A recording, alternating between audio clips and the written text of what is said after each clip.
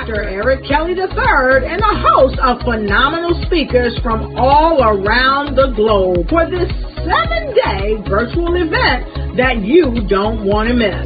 The mission of the Black Business Expo is to raise scholarship money from kids all the way from high school all the way from college. The Black Business Olympics is one of the largest Black business showcases in the world. It is an opportunity for businesses and companies to showcase their businesses globally. We are going to be giving away laptops up to $5,000 away to students.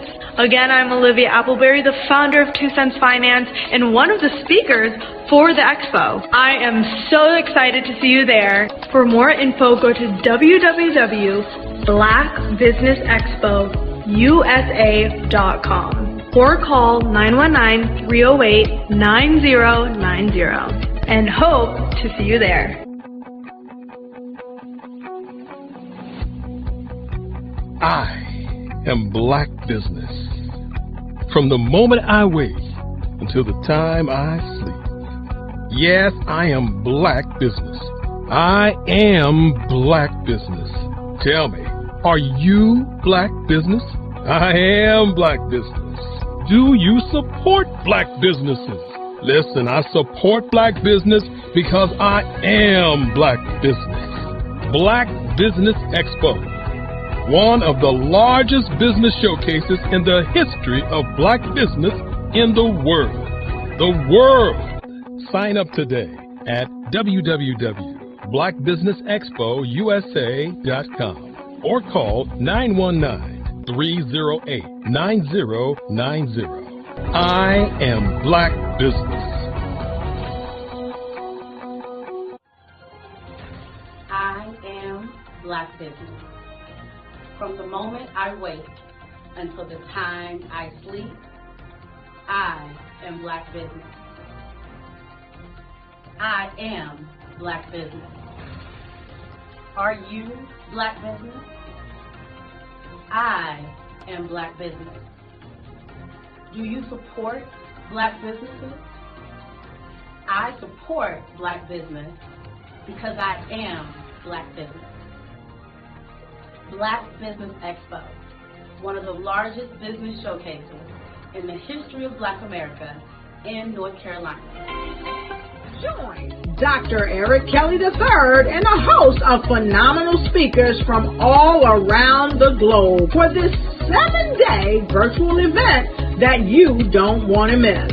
The mission of the Black Business Expo is to raise scholarship money from kids all the way from high school all the way from college. The Black Business Olympics is one of the largest Black business showcases in the world. It is an opportunity for businesses and companies to showcase their businesses globally. We are going to be giving away laptops up to $5,000 away to students.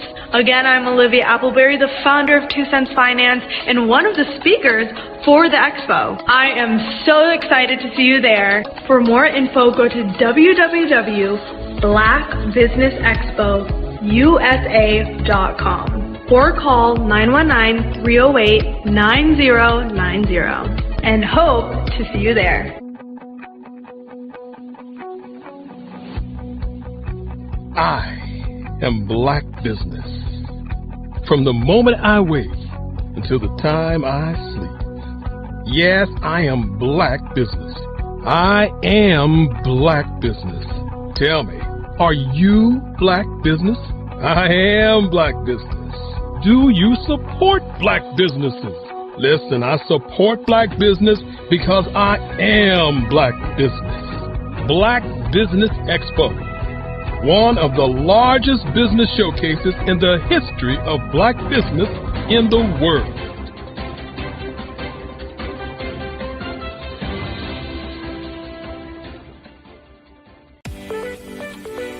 You are in the right place at the right time. The Black Business Network opens again for its Black Business Olympics, a 24/7 broadcast on business, strategies, global branding, social media marketing, finance, advertisement, and much, much more. featuring the top, most powerful entrepreneurs and speakers and thought leaders from all around the world as they gather together for this phenomenal event. Join the Black Business Network streaming live into the metaverse, STEM City, USA, Black Multiverse, Pod TV, Roku, Hulu, iHeartRadio, Apple TV, YouTube, TikTok, Instagram, Google Podcasts, Facebook, LinkedIn, IBM TV, Spotify, and Twitch. Tune in today and be a part of this amazing movement. The Black Business Olympics welcomes you.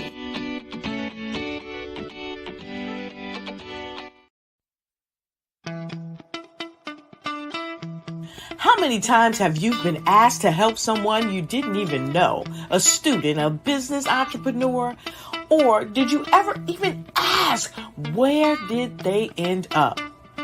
That business, that friend, that entrepreneur. Well, just maybe they ended up in a gang, bankrupt, homeless, or worse, dead. Maybe they turned to crime, drugs, and alcohol. Did you ever wonder?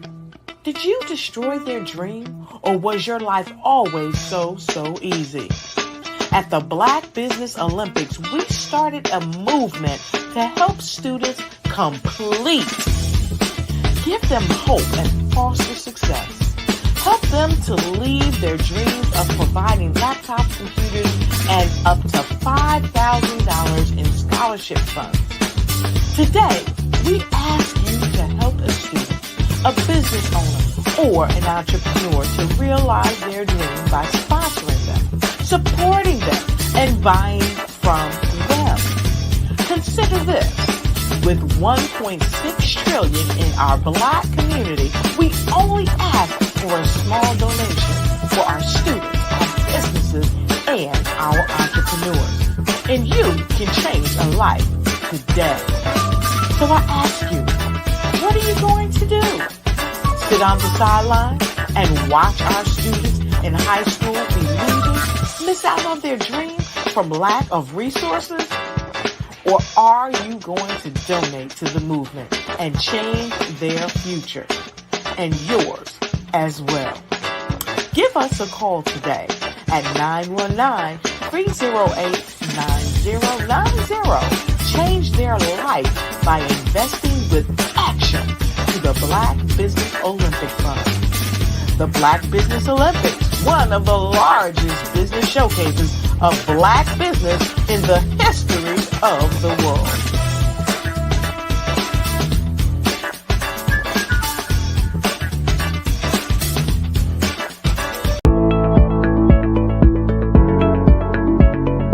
Prepare for what's coming and dominate in economic winter. Stand strong and thrive by showcasing your great products and services globally through the Black Business Network and Black Business Olympics. The Black Business Network has showcased over 2,000 companies with over $7 billion in sales each year. Over 10 million attendees have viewed the rebroadcast each month. Through the Black Business Olympics, unique styles of business training and mentoring are turning students into business owners and entrepreneurial warriors who will dominate in any economy. Gain the ultimate advantage of the Black Business Olympics, 7 days of unbelievable topics and speakers speaking around the globe. Donate your time and experience to provide expertise and scholarships to students worldwide and change the world. Now, more than ever, new insights, tools, strategies, and capabilities are needed. This is your chance for a major presentation to the world. Fill out the form and join the more than 2,000 speakers who have presented to over 200 countries. Join the Black Business Network streaming live into the metaverse, STEM City, Black Multiverse Enterprises, Hulu, Amazon, YouTube, iHeartRadio, Apple, Facebook, LinkedIn, Pod TV, IBM TV, Spotify, and Google Podcasts. Sign up today. Spaces are limited, and we will see you there.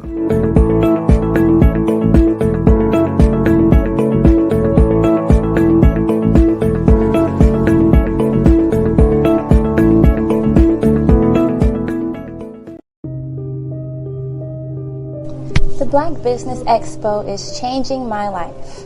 This year, they are giving away laptops and even $5,000 in cash to students just like me.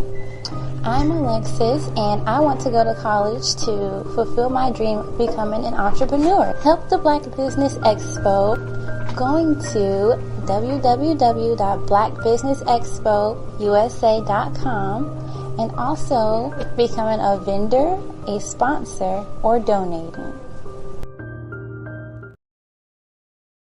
The Black Business Expo's mission is to raise funds for high school seniors going to college or K through 12 entrepreneurs. This expo is a fundraiser for students. Please, you may go to www.blackbusinessexpousa.com to donate to the scholarship fund or use the Cash App at $BBXUSA. Our goal is to give laptops and up to $5,000 to 10 students. Students can register online at www.blackbusinessexpousa.com. Every dollar counts. Please donate to the Black Business Expo USA Scholarship Fund.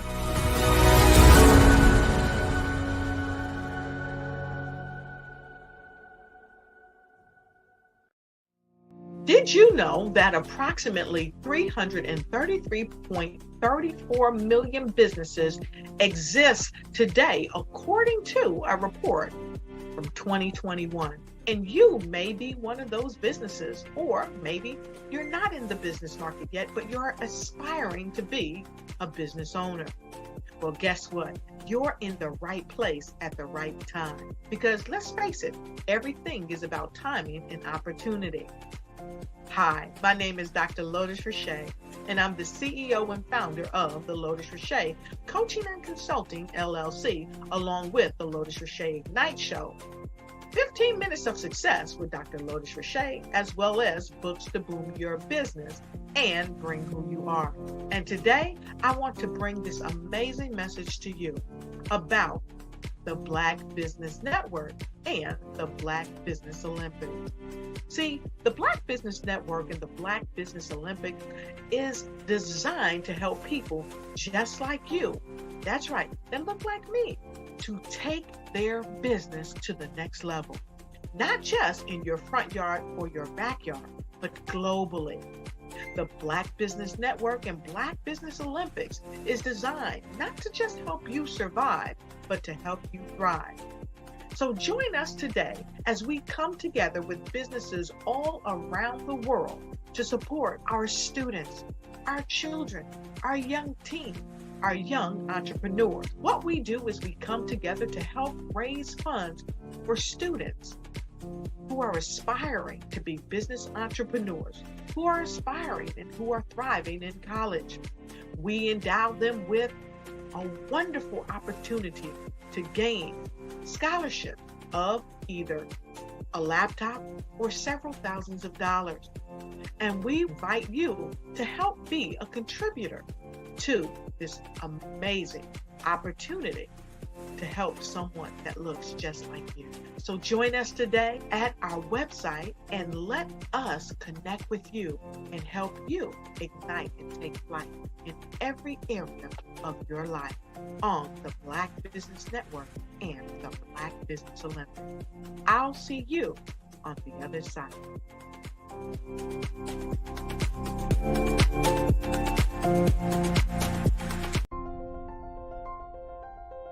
What if you could build your own city? A place where every child can find nurturing people to help them achieve their full potential. A place where every adult can access job training support. Where health education is abundant. Where social justice ruled the land. A place without limitations. Welcome. You have arrived at STEM City, USA. It is what every city should be. A safe and trusted community where you find people and resources to help you become everything you are and beyond. STEM City is unlike anything you have ever experienced. It is a digital twin of the world around you, only better. STEM City is about energy and soul renewal. It is more than a digital world. You can almost feel the power of live cultural events, music, and theater. STEM City promises a better future for children with caring mentors and hands-on activities with dedicated tutors to support our youth. STEM City is your passport to a healthy lifestyle with weekly events addressing our community's many issues. STEM City is your financial well-being with helpful information on wealth management, career advancement, job training, and so much more. STEM City is the community you deserve. It is the city where your dreams can come true. STEM City USA, a place in the sky that is accessible to all who reach for the stars.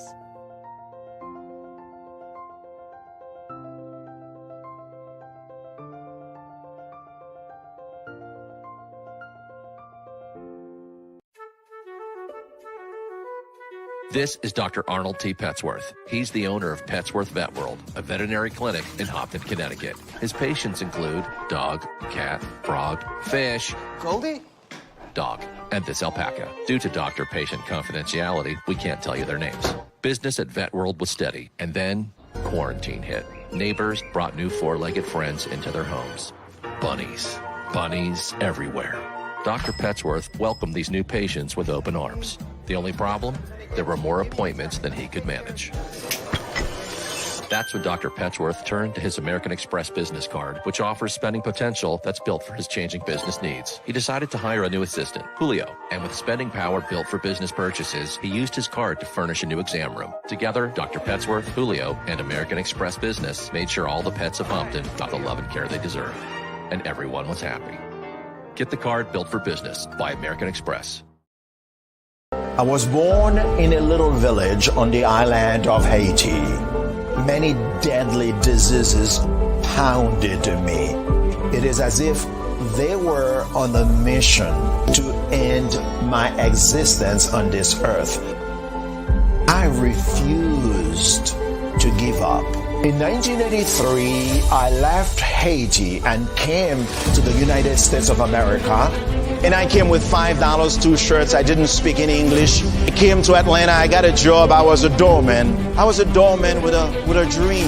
What I used to come on stage. I'd rehearse this moment that I'm standing in front of you. That's the power of a dream. Maybe today is the day you begin acting as if you already have it. And then step out with full force. Take a risk. No condition is permanent. Don't let your situation distract you. You are chosen. You are called. You are born for a purpose in this life.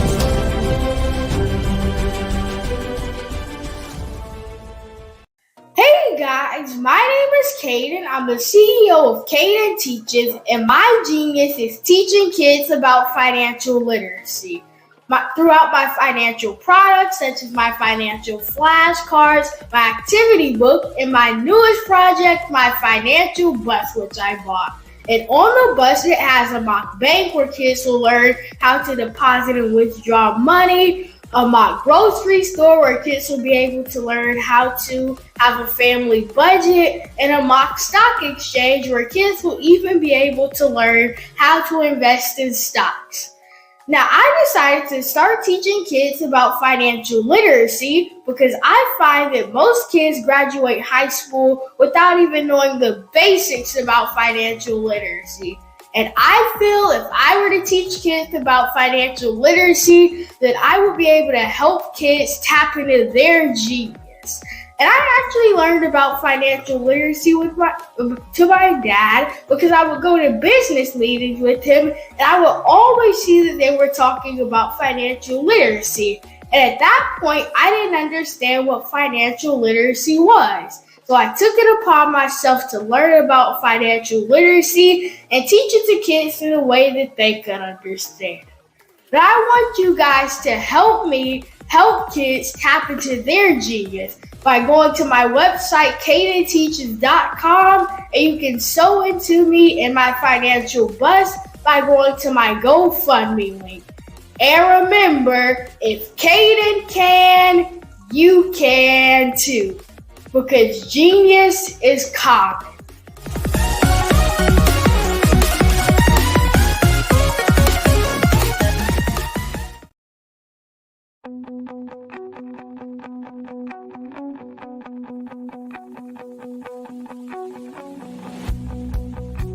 I am Black business.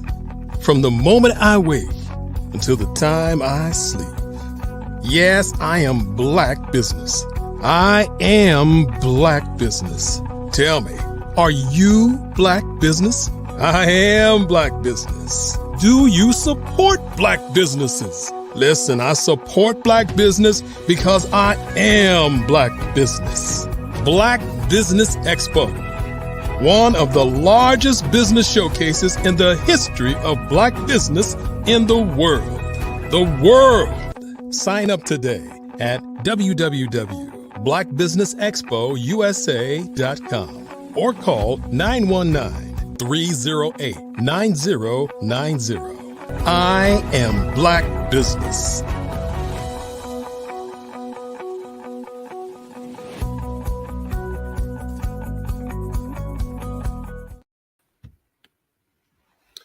Good morning, business owners, entrepreneurs, thought leaders, and corporations. Welcome to the Black Business Network. My name is Sidney Wormsby. I am the founder and CEO of Strategic Solutions and Huertas e Decus. Huertas e Decus means excellence and distinction in Latin.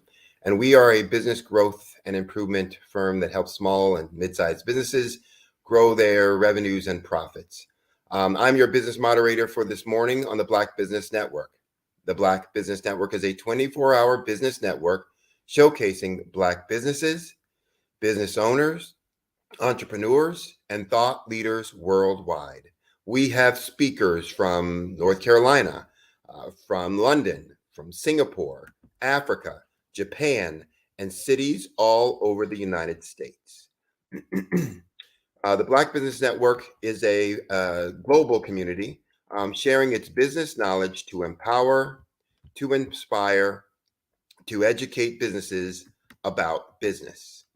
This morning, we have an exciting lineup for you, being kicked off by Miss Shelley Jeffcoat, more fondly known as Mrs. Pie.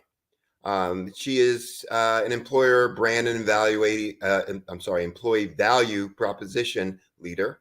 She's a CEO and founder of LCM Group, an award-winning culture builder, an advocate for teen women and veterans. She's a mentor, an author, and has her own podcast, A Slice of Pie with Mrs. Pie. Ms. Jeffcoat is an executive industry leader and CEO, as I said before, of LCM Group, with over 30 years of experience in multiple functions. She has achieved remarkable success as an employer brand leader, including winning 19, I'll repeat that, winning 19 employee culture awards through 2021 through 2023. She's an influencer behind Mrs. Pie and a key figure in the Parade Deck military influencer community of over 6.5 million subscribers.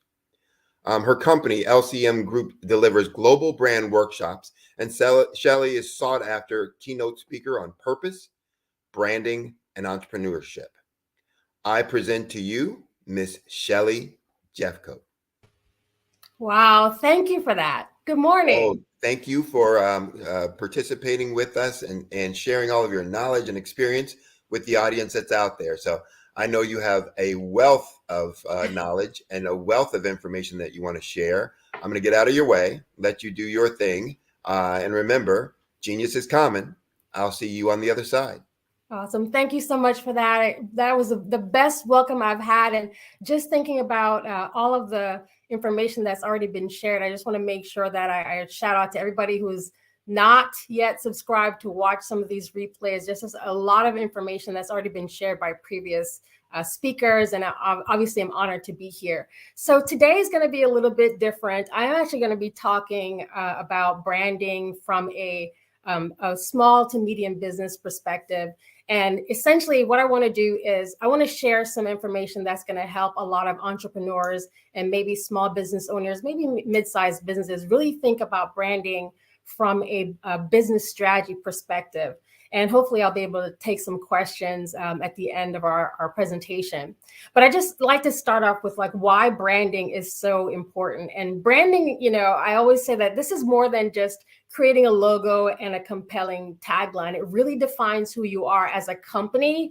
It helps to communicate your values and your mission. And it really sets the expectations for your clients, your customers, and even future employees. So branding from the sense of building trust with your customers, and that will ultimately help you grow profits as part of the considerations for your business strategy. So in the introduction, you've heard that I have a large amount of experience within this space, but there's some things that I want to really touch on and hone in on today in terms of what we're going to cover. This branding versus marketing can be quite confusing. So I want to start with just really clearly defining what is a brand. I'm going to talk a little bit about brand identity and equity. I'm going to touch a little bit on the social media approach strategically, and then how do you marry purpose and culture as a brand strategy? And again, if we have time, then I'll be able to take some questions from the audience. And also, you can reach me at learncoachmodelgroup.com. So just really simply, a brand it's basically considered an intangible marketing or concept that allows people or helps your clients, your potential clients, and even your competitors to identify your company, the product, or the individual. And there's 3 different types of branding. So the first one most of us are familiar with, especially if you're in the LinkedIn community, is personal brand, where you talk about the values and what you bring to the table, how you serve yourself up and how people come to know you. That's personal brand. Employer brand is essentially an organization and the way it identifies itself, how it communicates to candidates and also to employees about, their approach as an employer. And then a business brand is what a lot of us are very familiar with, where we talk about the mission and the company, the service it provides. But the brand is, honestly, the most important and valuable asset that a company can have. So some examples of brands, some of the top most recognizable brands includes Apple. So if I say these brands, immediately you'd have an image that comes to mind, or tagline that comes to mind. So recognizable brands like Apple and Google and Amazon and Microsoft, for example, immediately they have the brand equity that helps you understand what is the value of that brand, what's the service that they offer. So as you're thinking as an entrepreneur about how you're building a strategy around your brand, it's really important to start with the values that you're providing and, what do you want your clients to come to know you for? And then you shift to what a lot of people do is, they build out a website and then they're trying to figure out how they become known and how do people find you. You actually have to start backwards and really identify what are the core values that your company offers. What do you want to be known for as that business? Again, whether you're an entrepreneur, small, medium, or a large company. And then you start looking at all of the digital spaces. So 3 places where you'd consider using your brand. The first one is kind of obvious, is mainly as a differentiator. So when a company or business needs to set themselves apart from others who provide, basically similar services in the marketplace, you need to have a brand that's established and it needs to be consistent in the messaging. So take, for example, you have, 2 hair salons on the same street or in the same business park. You need to be able to differentiate yourself between company A and company B. So having a really strong brand strategy will help you do that. The second thing is really around sales. So, how you introduce new products and services. So just think about when Apple rolls out a new phone, when another iPhone comes up, the company doesn't have to roll out something that says, we are offering X and reintroducing the company behind it. They just throw out, iPhone, the number, and, we're all rushing to the store. And the reason that is because they've established a brand and they understand that the consumers are going to stay loyal to those brands because we know them and we trust them. So that's another reason why, you need to think about your brand strategy around sales. The third area is actually around reputation management. And so branding helps you show your potential customers and even maybe future investors, for those of you all who are just starting out, it helps you show that you're an established and a credible business. And if you think about the way that you respond to, maybe service that went wrong or, poor feedback from your customers, how you're responding back to your clients, whether you have one client or thousands, it's really important. But if you're not managing your credibility and your reputation, that could actually impact your brand. And so that's why you have to think about what your process and what are some of the methods you're going to put in place to support that brand. So those are, when to use your brand. The first thing, as I said, is to differentiate yourself within the marketplace. The second area is really helping you from a sales perspective, how you introduce your new products and your services.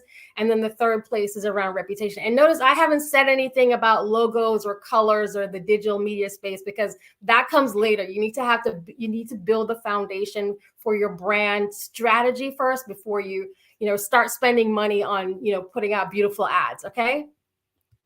So brand identity, so this now is where you're thinking about how you communicate, your actual brand. So when we talk about brand identity, we're talking now about what a lot of people are very familiar with. So the first one is taglines. So taglines essentially are slogans that tell people who you are and what you stand for in very few succinct words. So if you're an entrepreneur or you're just getting started, thinking about these taglines, it has to align back to who you are, what you stand for in few words, right? The second thing is what we call unique selling points or USPs. And these are the specific benefits that are going to make your business stand out when you're comparing yourself to other businesses in the market. So what is your unique selling point? What makes you stand out? The third part of a brand identity are, again, what a lot of people are very familiar with, choosing a logo, but even understanding the colors that you use for a logo. And at this point, I would say if this is not your strong area, if creating logos and understanding the psychology of colors, if this is not your thing, this is where you definitely want to reach out to a business that is specializing in digital media strategy, because you really need to make sure that you're aligning all of these things, your tagline, your company name, your unique selling points, what mediums that you use, all those things to establish your brand identity. The fourth thing is around defining yourself. So when you I tend to go to a business's website when I do business consults, and first thing I'm looking at, I want to see what they say about themselves and how much language they use. But immediately I want to know who you are, what you sell, and how do I reach you? So if you're creating a brand identity and you're using, for example, social media or LinkedIn or a website, whatever that is, right? Are you actually, giving the information that your clients need, or are you creating a story that you want to tell? It's very different. So creating that brand identity is really important. So again, on your site, who you are, what you're selling, how do I reach you? Those are the three things that people want to know. The rest of the storytelling, thinking about how do you identify yourself and how do you tie it back to your brand, you can do that in different ways. So don't overwhelm your website with too much information. And then the last thing is, if you're entering into entrepreneurship, or a small business owner, is just a reminder that, make sure that you're following all of the legalese and all the guidelines, because this is something that can come back to bite you. So for example, there are a lot of people who have great ideas, but they don't, complete the process to position themselves for an LLC or a sole proprietorship, or even establishing themselves as a corporation. That will tank your brand. So just make sure that you're actually doing the work behind establishing yourself legally as well. And that, again, that is a part of your brand identity. So just to repeat those areas: brand identity, it's around your taglines, what makes you unique, the digital media space, so the logos and the color psychology, being very prescriptive about the information you're putting on your website, doing it from your client's perspective, not just you telling a story. And then just remember that you really need to, follow the legalese, right? And make sure that you have, whether, again, your LLC or sole proprietorship or corporation, make sure that you have all of those things buttoned up and covered. Okay, so that is kind of, I think that's going to kind of help you out. So as I was thinking about taglines, I want to share a few that, just to give you some ideas of what a tagline is. And again, for those of you who are maybe new to this area, tagline, for example, Apple uses Think Different. These are my favorite. Nike is Just Do It. McDonald's is I'm Loving It. KFC is Finger Looking Good. Don't judge me. I love KFC. And Coca-Cola, Open Happiness. And I know these on memory because that's another thing that taglines do. It is, again, a short, succinct statement that tells people, more about what the company has to offer. These are the business taglines. So as you're thinking about how do you want to communicate, and a lot of times when you show your tagline, it's also associated with your logo as well. So that's the storytelling part of the brand identity. So I just wanted to share that with you because I thought, you'd probably find some value in understanding how and what that looks like. So now I'm going to shift a little bit to equity. So equity, when it comes from a brand perspective, this is really simple. It's what value you generate from your product or your service when it's compared to something that's available to you in the marketplace. So the equity that comes out of your name. So you remember I talked at the top about, when Apple is rolling out a new phone, Apple doesn't have to reintroduce itself as Apple. It just has to introduce the product, right? And that is because there is equity behind the name. So for example, even for myself, if I'm launching a new podcast series, I don't have to come out and reintroduce myself as Mrs. Pie because the brand I own, Pie, is already established. So now I'm really banking on the equity that comes from the name. And the way that you're able to bank on that equity are in various ways and being very consistent and clear in the messaging. When we talk about brand equity, this is where a lot of businesses kind of miss the opportunity. And you have to really think about the components that are tied to that. So brand equity, it really is when you're thinking about how you break that out in a business strategy, it's the consumer perception. So what do consumers believe your brand represent, right? So as I'm thinking about Mrs. Pie, for example, part of my strategy and the way that I communicate, the way that we do podcasts, the way that we do business consulting, all those things, the way that we present our company, right? The way that we present our products and services, it is tied to the consumer perception. So I want consumers to believe that my brand does X.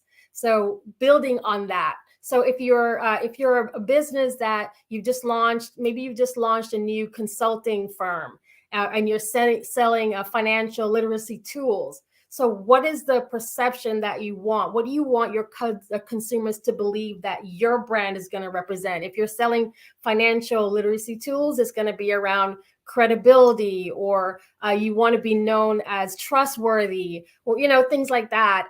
So thinking about those components. Something else around brand equity, it's the positive and the negative effects. So remember, I talked about reputation and reputation management. So as you're launching it, so again, this could even be a barbershop that you're opening and the reputation that's aligned to that barbershop. So if I'm barbershop A and I'm Bob, and barbershop B is Roxanne, right?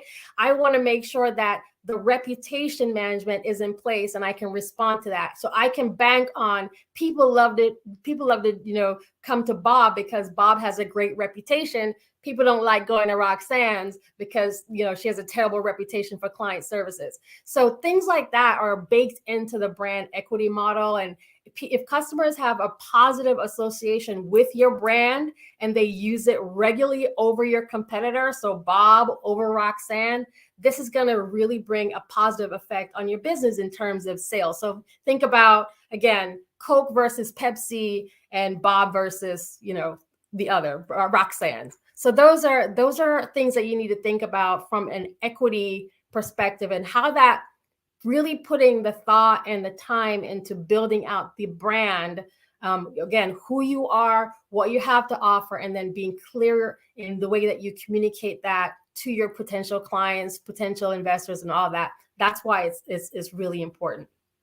Okay, so I'm going to shift now to really quickly touching on some of the marketing basics, because this is where a lot of folks also get branding confused with marketing. So branding essentially describes your company. Like I talked about being very clear and consistent in the message. It does create an emotional attachment because you're trying to drive some kind of customer loyalty. You're building, again, when I talk to businesses about social media strategies, it's not focusing on building the number of followers. You need to be able to convert those followers into customers. So focusing on driving recognition of your brand and also that customer loyalty base. Very different. Marketing is really just amplifying your company message in a lot of different ways. It does vary. It creates needs, but at the end of the day, marketing strategies are all about driving sales, building your sales funnel. So that's the difference. And then furthermore, as I was thinking about, building, a lot of folks, they join or they become entrepreneurs because they're following a sense, I call it a sense of purpose. But that purpose also has to be translated. A vision has to be translated to your customers, has to be translated into an actual strategy. So this is where you'd want to think about, how you position yourself. Again, what is it that you're looking to offer? Being very clear about how you're different from your competitors.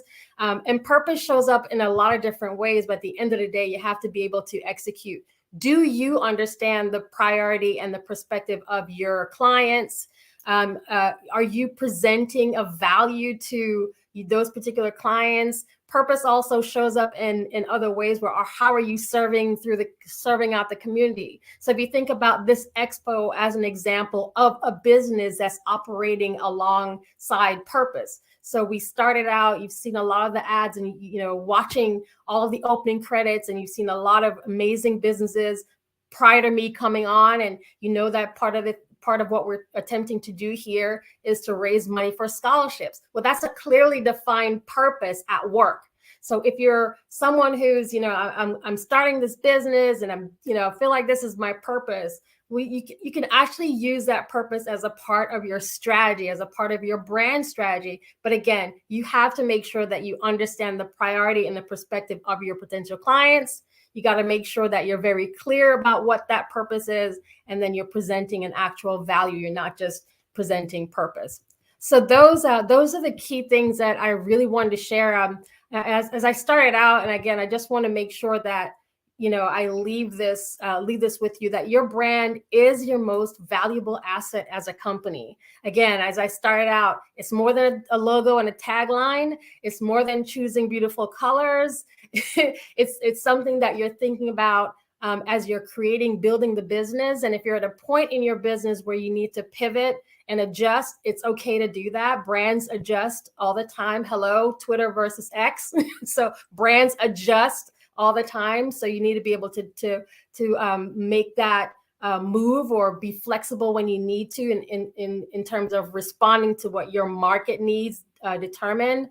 Your brand defines who you are as a company. It should clearly communicate your values and your mission. It should set the expectations for your customers and maybe future employees if that's where you're going, and also building trust with your customers and growing profits, right? Because we are in the business as a business to make money, right? So those are the considerations that I wanted to share, and I'm going to pause to see if there are any questions that might have come into the room by any chance.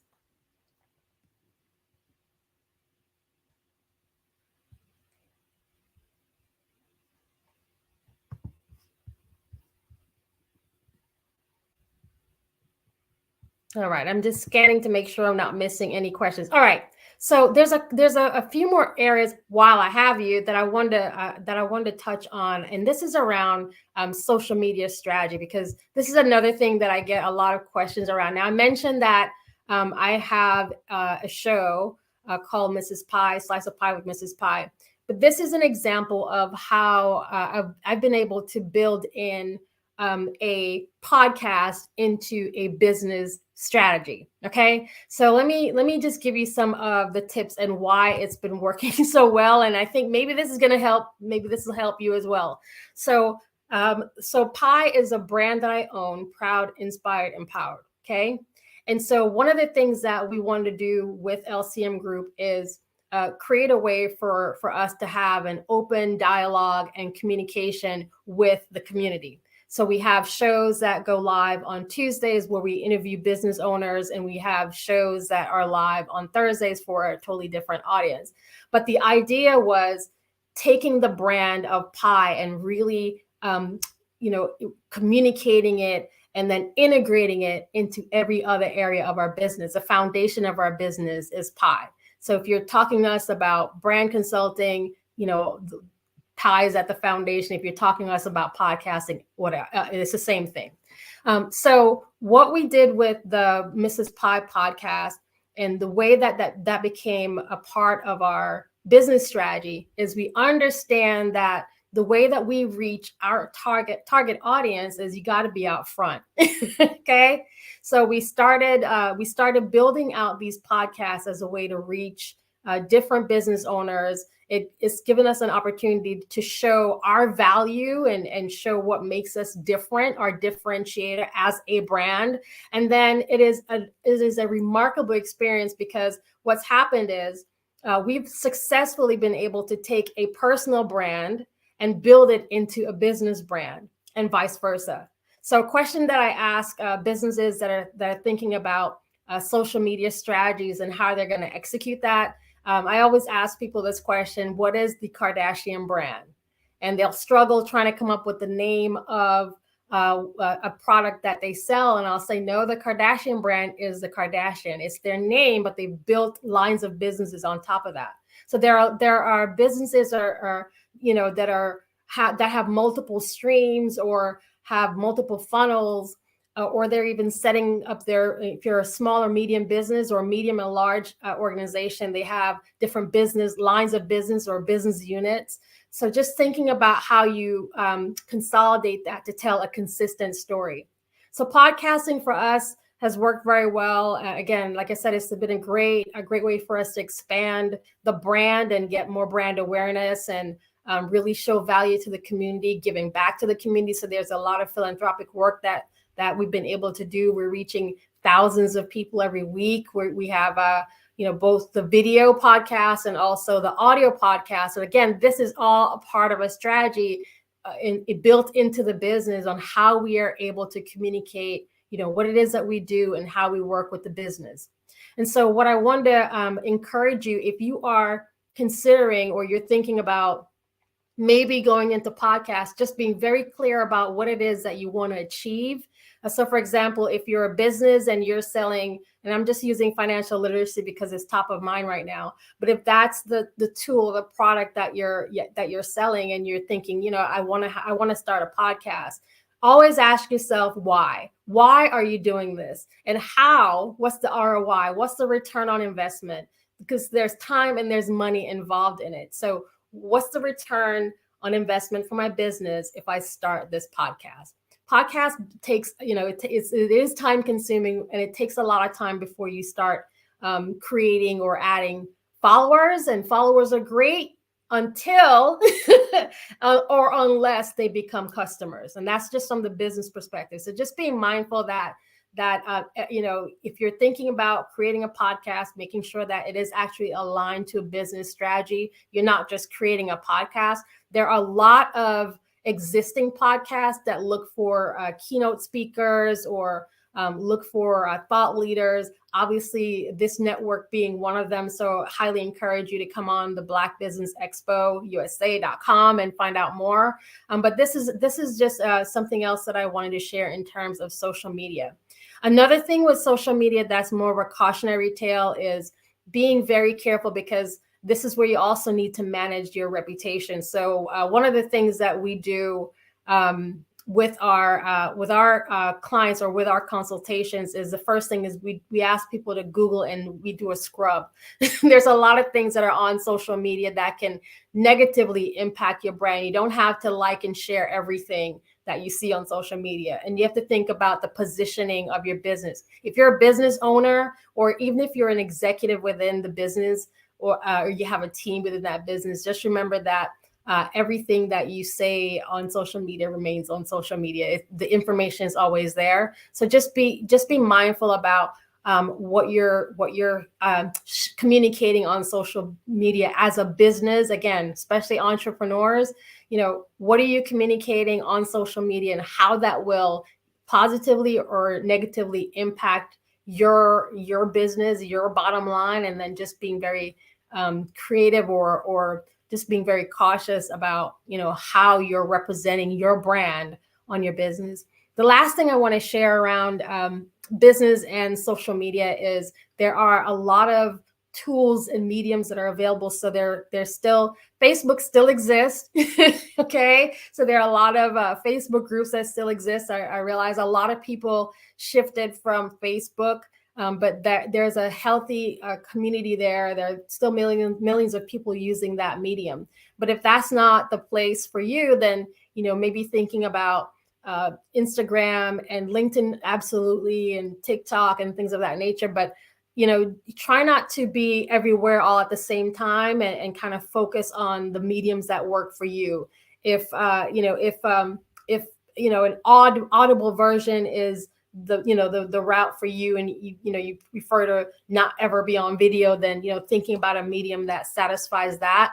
There are a lot of folks that are doing podcasts, meaning traditional podcasts, meaning they're audible, like Spotify and Podcasts Info and all of those things. So just really thinking about which medium works well for you, and get the message across. And then what is your long-term goal for being on social media? Again, if you're in business, it really should be helping you generate sales. Maybe it's the way that you're staying connected with your customers, your potential clients. Maybe it's the way that you're bringing awareness just to your company. So maybe it's purely for awareness, or maybe it's a way for you to attract investors in future projects and things like that. And if that's the case, then just being very strategic and clear about what that is, and how you're going to support those efforts. So those are the kind of the cautionary tales around social media that I wanted to share. Hi, Sydney. Hi. All right, so we're going to wait for Sydney to come back in. I could talk for days on branding and social media space, and like I said, happy to take questions. Yeah, I didn't mean for you to stop so abruptly, but it was a wonderful, wonderful talk, jam-packed with info and insights. And as I work with my clients, taking the information from branding to how they grow their business, so many of the things that you talked about there, the things that people either misunderstand or misuse, don't quite understand what branding is, and therefore, are working on the wrong thing. So I know it should be, very, very helpful for folks. Now tell people how they can, again, get a hold of you when they want to take this conversation further, or, engage you in, your consulting about branding, et cetera. So you can reach us at learncoachmodelgroup.com. So LCM Group, that's what we stand for, learncoachmodelgroup.com. You can find us there. You can also Google me as Mrs. Pie. You can find me as Mrs. Pie. I'm on the streets, y'all. And again, or even Googling Shelly Jeffcoat. I'm literally everywhere. So that's the best way to reach out. I love hearing from folks. So also for those of y'all who are catching the replays, drop your comments in the chat and let us know how branding is working for you. And, if you have best practices, I love getting tips. So make sure you drop that in, especially on the YouTube for Black Business Network, Black Business Expo. Please make sure you drop that in the chat, because we're all here to help each other. Now, I know at the beginning of your talk, you said that, you were focusing this on small and mid-sized businesses. Yeah. A lot of times with people with your, wealth and diversity of experiences, people think, oh, they'll never work with somebody like me. I'm too small. Do you work with small and mid-sized? I do. I just want you to say, because a lot of times people go, oh, she won't work with somebody like me. I'm just too small. I'm too tiny. She knows too much. So. Yeah, no, I do a lot of consults too, just to, again, sometimes people just want to be, they just have questions. Am I on the right track? And there's nothing wrong with that. So yeah, we do those consults. I also, I'm also building a community of other experts that I contract out to help, because, we're growing and we need to help other folks. So please, yeah, definitely reach out. And by the way, I am that person. If I don't know the answer, I know someone who does. Right. So please don't miss the opportunity to, again, we're here to support each other. If I win, you win. If you win, I win. Great. All right. Well, appreciate all of your time, your energy, your contributions. Thank you for being on the show this morning. And as we say, genius is common. I'll see you on the other side. Thank you. Again, just a wealth of information. Thank Shelley for being on the show. Black Business Expo's mission is to raise funds for high school seniors going to college or for K through 12 entrepreneurs. The expo is a fundraiser for students, so you can go to www.blackbusinessexpousa.com. Again, that's www.blackbusinessexpousa.com. To donate to the scholarship fund, or to use the Cash App that should be rolling on the screen below you with the account $BBXUSA. Again, $BBXUSA. Our goal is to give laptops and up to $5,000 to 10 students. And students, you can register online at www.blackbusinessexpousa.com. Every dollar counts. So we want to remind you, please donate to the scholarship fund. We want to thank also our Black Business Expo USA sponsors for this month of August 2023. Those sponsors include NC 100, Moody Capital Partners, Suede Soul, Lotus Richer Coaching and Training, Carolina, Virginia Minority Supplier Development Council, Step Management, BHS and Associates, Margie McLean Foundation, Inc., Genius is Common, Earth Essentials, Milani Shani Global, the Executive Women's Success Institute, the Quality Coaching Company, Superwoman Business Services, Creative Force Studios, Lee Entertainment, Artistic App Design, and Black Business Expo USA. So remember, genius is common. I'll see you on the other side. Over the past few years, we've seen the growth of existing and new initiatives focused on financial inclusion, building global networks, and reducing the wealth gap in response to the idea there's not enough seats at the table. Whether their outcomes are to increase the representation of Black executives on corporate boards, ensure an inclusive global economy, or to create new U.S. African commercial pathways, the strategies are often carried out by separate programs. The question is, should they be?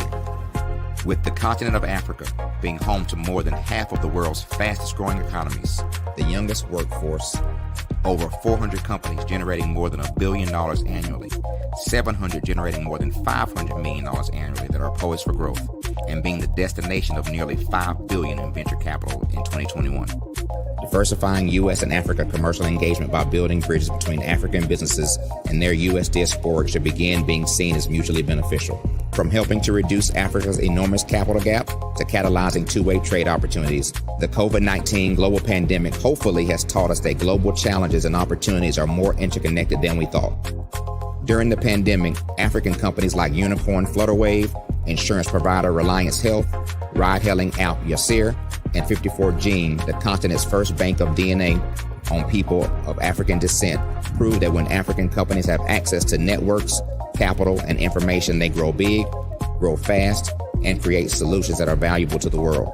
This is why Be Direct was created. We are the first U.S.-based but African-centric board preparedness and board search company designed to connect U.S. Black talent and corporations to African businesses. Unique and fundamental to Be Direct's success is our process of helping board candidates adapt their experience and networks to an African context before they're connected to high-growth companies that are looking to locally and globally scale. From our focus groups with African business execs and government leaders, we don't ignore the sentiment that business is easy, but people are hard. Having a pool of board candidates with hard-to-access networks and extensive experience across the business life cycle, including successfully raising capital, is table stakes for an initiative like this. So yes, we have that. But corporate or entrepreneurial success in the U.S. does not guarantee success in Africa. Developed alongside industry partners on the continent, our training program, Be Direct Prep, is designed to transpose their experience to create cultural comfort, understanding, and a commitment to helping businesses in Africa scale.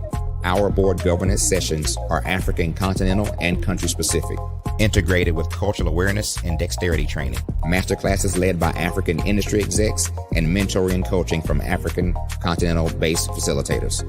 But even more unique to Be Direct Prep, we cap off our training program with an immersion trip to help candidates that have not been to Africa before see and feel Africa's complexity and opportunity from African soil. We all know traditional network-based board placement has historically left a lot of us out of ever really being in the paid board pipeline. Our strategy supports the work of many great organizations that are successfully filling seats at U.S. board tables by creating more tables for those that are still left on the sideline. It's time to start seeing the role and value of U.S. Black talent and businesses on the continent of Africa differently. Old perceptions and habits limit economic inclusion. Let's transition Black talent and the African businesses they will support from the periphery of the global economy to its core. Living in a global lockdown, we all know now how fast local and global economies can change, and see the value of having businesses that hire, strengthen local value chains, and even grow globally. Status quo in any form holds back progress. We must democratize U.S.-Africa commercial engagement by socially and economically connecting cultures that have long been disconnected. It's time for Africa's U.S. diaspora to redefine their global value by helping African businesses scale continentally and globally.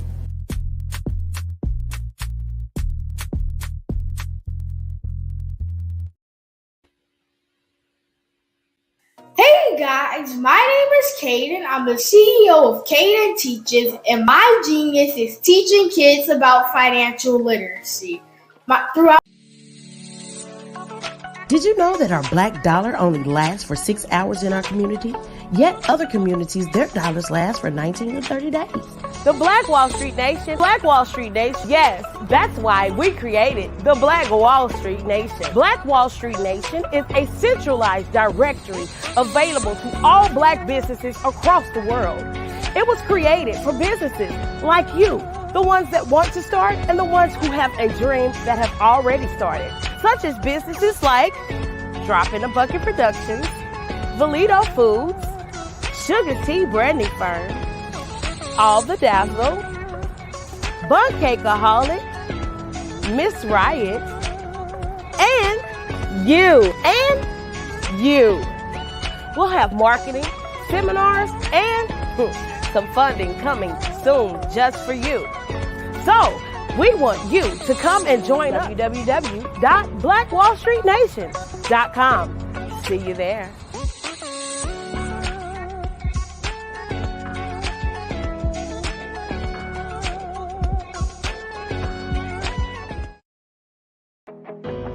I am Black business. From the moment I wake until the time I sleep, I am Black business. I am Black business. Are you Black business? I am Black business. Do you support Black businesses? I support Black business because I am Black business. Black Business Expo, one of the largest business showcases in the history of Black business in the world.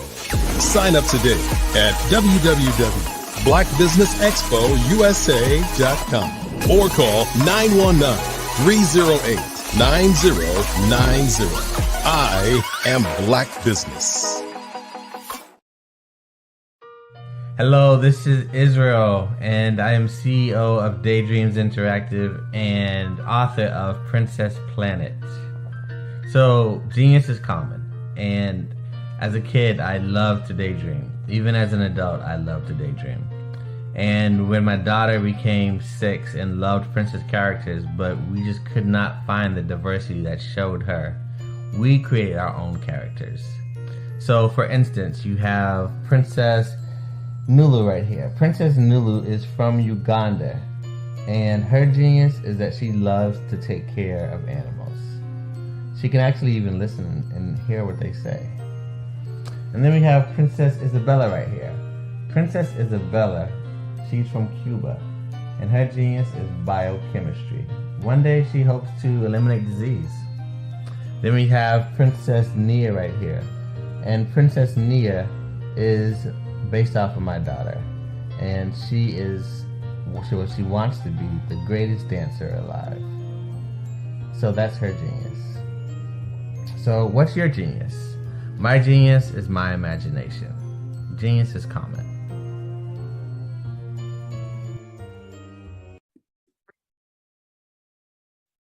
Hello, I'm Dr. Madeline Ann Lewis, President and CEO of the Executive Women's Success Institute. And my genius is helping women accelerate the path to success. You know, I was blessed to have strong women in my life who encouraged, motivated, and pushed me to do my best and to never even think about giving up on my dreams. So I say to women, we must show up to rise up.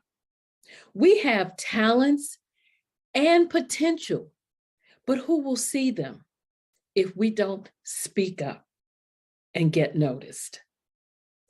I know that women are a tremendous resource on this planet, and there is nothing more fulfilling than helping a woman tap into her full potential.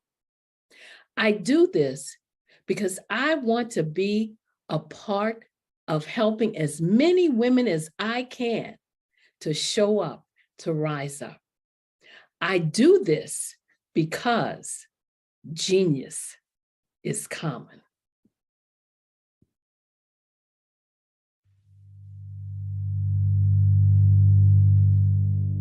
So what we have to do is when we get in a spot, we need to create some spots for us.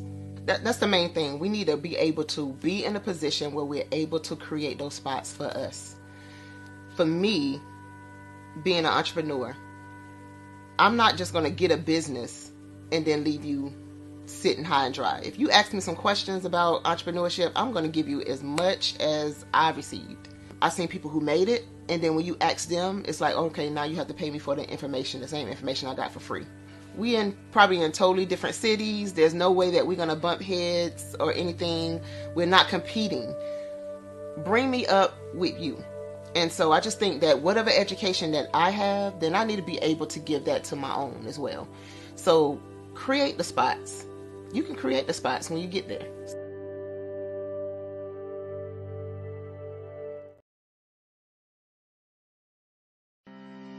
Are you aware that showing off your expertise can gain customers and position you as an expert in your industry? Consumers need confidence to purchase, so let us showcase your knowledge by interviewing you for a 3 to 5 minute video. We'll position you as an industry expert with a customized interview style video, and for a limited time, we'll cover all production costs. Click this ad or call now for all the information. You'll want to experience the same 5-star service our customers love. So take advantage of this one-time offer. Click this ad or contact us now.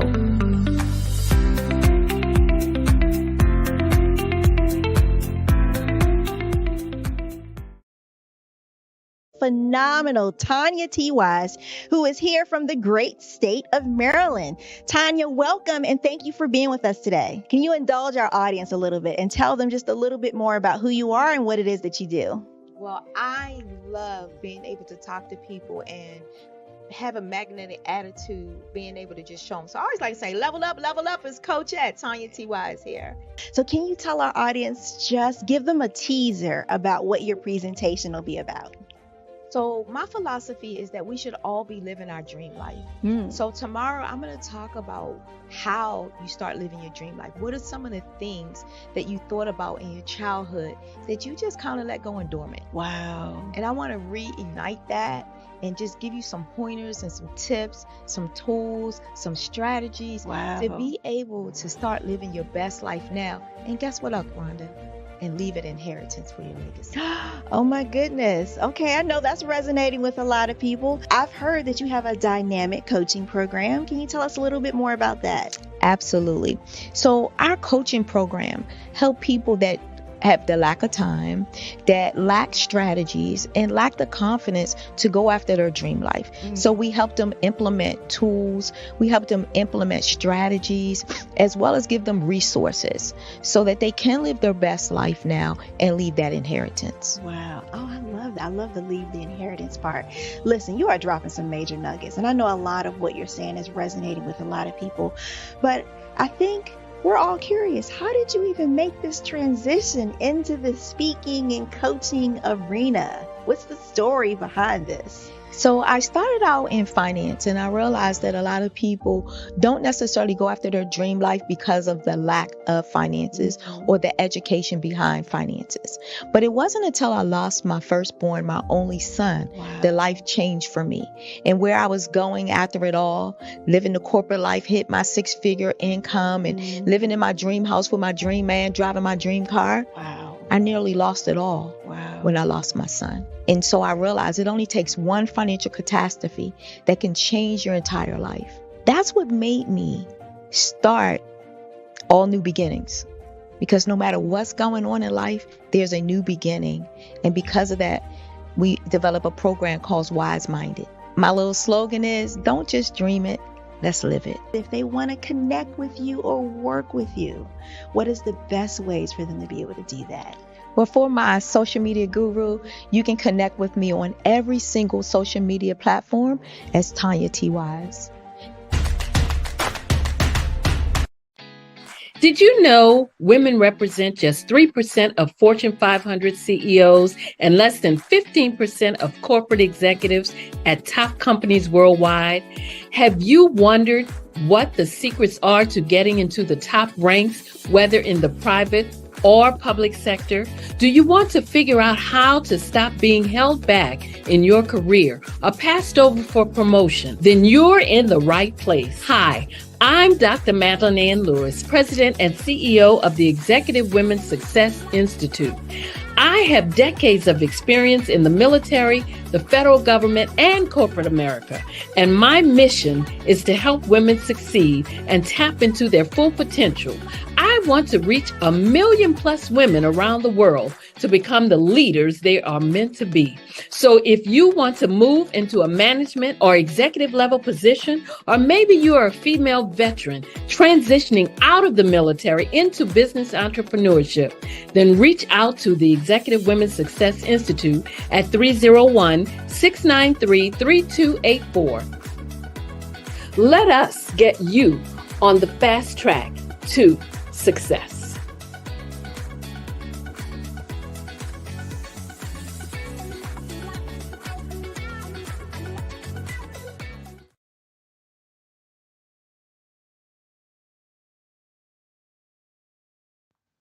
Genius is common, and my genius is nutritional strategy. I am Shawnee Smith, the owner and creator of Can Do Spice. Can Do Spice was created because I knew that adding herbal and mineral supplements to my diet did not have to be boring. In fact, because I'm a food enthusiast, I knew I could create something flavorful and explosive that also had the benefit of adding herbal supplements such as sea moss, bladderwrack, burdock root, and black seed, just to name a few. I invite you to take this journey with me where we come together and take control of our nutritional health. It is my way of sharing my genius, the gift of flavor and the healing power of herbs to the world. What is your genius?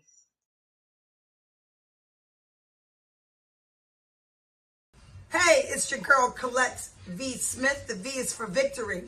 My mama would tell you the V is for Veronica, but it's Colette V. Smith, the NFL's first African-American woman to coach in the history of the National Football League, by way of being the first female in 2017 to coach in New York Jets franchise history.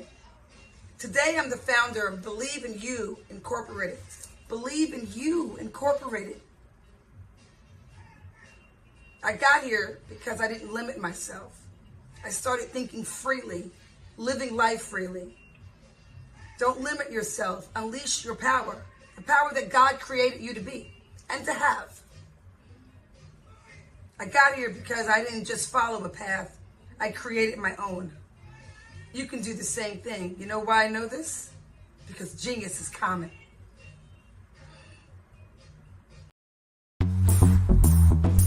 Attention all entrepreneurs and companies. Are you looking for reliable and efficient virtual assistants and back office support to help you manage your business tasks? Look no further than Superwoman Business Services. Our team of virtual assistants provides a full range of administrative support services, including operations management, social media marketing, and much more. We also offer website design services to help you create a professional online presence that reflects your unique brand. In addition to administrative support and website design, we offer business development and structuring services to help you grow your business and achieve your goals.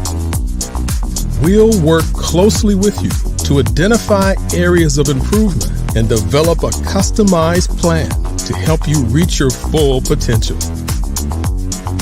At Superwoman Business Services, we understand that running a business can be overwhelming and time-consuming. That's why we're here to help you fly high and achieve success. Our virtual assistants are highly skilled, experienced, and dedicated to providing you with the support you need to thrive. Come fly with us and take your business to new heights. Let us help you become the superhero entrepreneur you are meant to be.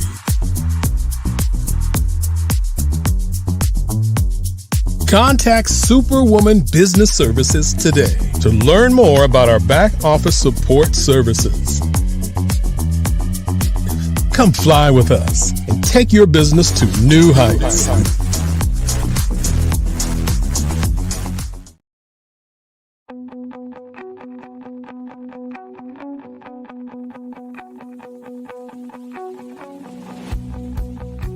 I am Black Business. From the moment I wake until the time I sleep. Yes, I am Black Business.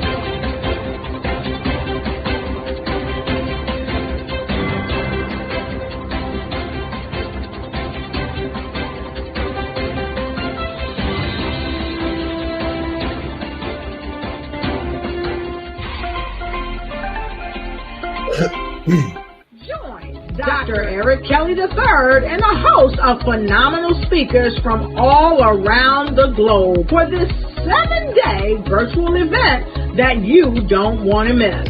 The mission of the Black Business Expo is to raise scholarship money from kids all the way from high school, all the way from college. The Black Business Olympics is one of the largest Black business showcases in the world. It is an opportunity for businesses and companies to showcase their businesses globally. We are going to be giving away laptops up to $5,000 away to students. Again, I'm Olivia Appleberry, the founder of 2 Cents Finance and one of the speakers for the expo. I am so excited to see you there. For more info, go to www.blackbusinessexpousa.com or call 919-308-9090 and hope to see you there. I am Black business. From the moment I wake until the time I sleep. Yes, I am Black business. I am Black business. Tell me, are you Black business? I am Black business. Do you support Black businesses? Listen, I support Black business because I am Black business. Black Business Expo, one of the largest business showcases in the history of Black business in the world. The world! Sign up today at www.blackbusinessexpousa.com or call 919-308-9090. I am Black business. I am Black business. From the moment I wake until the time I sleep, I am Black business. I am Black business. Are you Black business? I am Black business. Do you support Black businesses? I support Black business because I am Black business. Black Business Expo, one of the largest business showcases in the history of Black America in North Carolina. Join Dr. Eric Kelly III and a host of phenomenal speakers from all around the globe for this 7-day virtual event that you don't want to miss. The mission of the Black Business Expo is to raise scholarship money from kids all the way from high school, all the way from college. The Black Business Olympics is one of the largest Black business showcases in the world. It is an opportunity for businesses and companies to showcase their businesses globally. We are going to be giving away laptops up to $5,000 away to students. Again, I'm Olivia Appleberry, the founder of 2 Cents Finance and one of the speakers for the expo. I am so excited to see you there. For more info, go to www.blackbusinessexpousa.com or call 919-308-9090 and hope to see you there. I am Black business. From the moment I wake until the time I sleep. Yes, I am Black business. I am Black business. Tell me, are you Black business? I am Black business. Do you support Black businesses? Listen, I support Black business because I am Black business. Black Business Expo, one of the largest business showcases in the history of Black business in the world.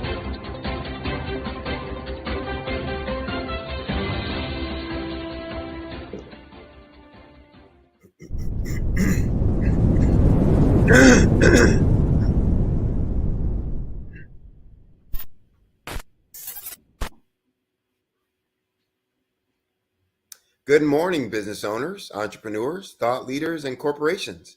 Welcome to the Black Business Network. My name is Sidney Wormsby. I am the CEO and founder of Strategic Solutions and Uertis A. Decus. We are a business growth and improvement firm that helps small and mid-sized businesses grow their revenues and profits. I am your business moderator for this morning on the Black Business Network. And the Black Business Network is a 24-hour business network showcasing Black businesses, business owners, entrepreneurs, and thought leaders worldwide. We have speakers from North Carolina, London, Singapore, Africa, Japan, and cities all over the United States. The Black Business Network is a global community sharing its business knowledge to empower, inspire, and educate businesses about business. Our next speaker is Mr. Wade Randolph, who's the CEO of Randolph Unlimited. And over the last 18 years, he has worked throughout the nation, imparting invaluable wisdom to fellow business professionals. Whether the focus is on enhancing leadership capabilities, cultivating efficient teamwork, utilizing motivational strategies, or refining business communication, he serves as the motivating factor in providing business professionals with a wealth of best practices and strategic insights. These insights empower you and other business owners and business professionals not only to stay ahead, but to truly excel beyond your competition. Wade invites you to step into a realm where excellence thrives and mediocrity is left behind. I present to you Mr. Wade Randolph. Oh, you're on mute. Good morning. Good morning. Good morning. How are you? Great. You know, I tend to tell my clients I demand that my day go good. How about you? Well, I make my my day go good. It won't just listen to me. So, but I try to make it happen. So you got more power than me. You can make yours listen. Yeah, well, we will see about that. I always say there are three types of people in this world: people that watch things happen, people that wonder what happened, and Right. people that make things happen. So we're going to make something happen this morning. There you go. There you go. Well, I'm going to get out of your way and let you talk We to were folks. going to do I was hoping that you would stay around and we'll do a fireside chat, or okay. And then we'll just give people insight and strategies, or Shelley, of what leadership is and how we can give them insights to take their job, their business, and personal life maybe to the next level. So if that's not you, that must be Shelley. Shelley, good morning. Good morning. And that is right up my alley. So I'm really looking forward to hearing more of what you have to say. And I definitely want to talk to you about your book. I want to dig into that a little bit more. So let's get started. Okay, it's all you. All right. So the first thing is, and I am doing my cheat notes because I was trying to figure out a better way to prepare for you, Wade. But again, this topic is kind of dear to our hearts.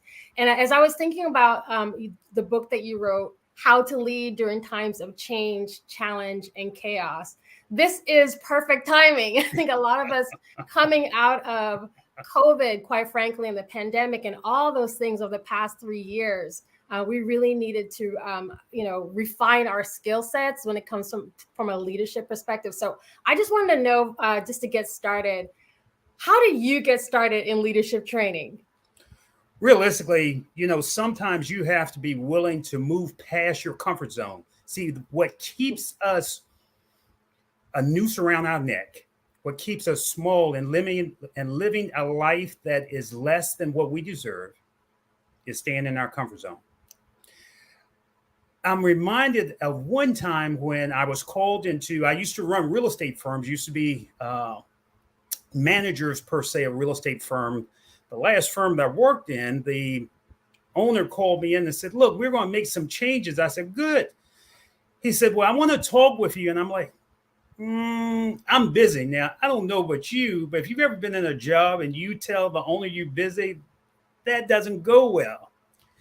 So he said, look, I really need to talk with you. We're going to make some changes, and I need to have you in my office about 3. Say 3:05 won't work.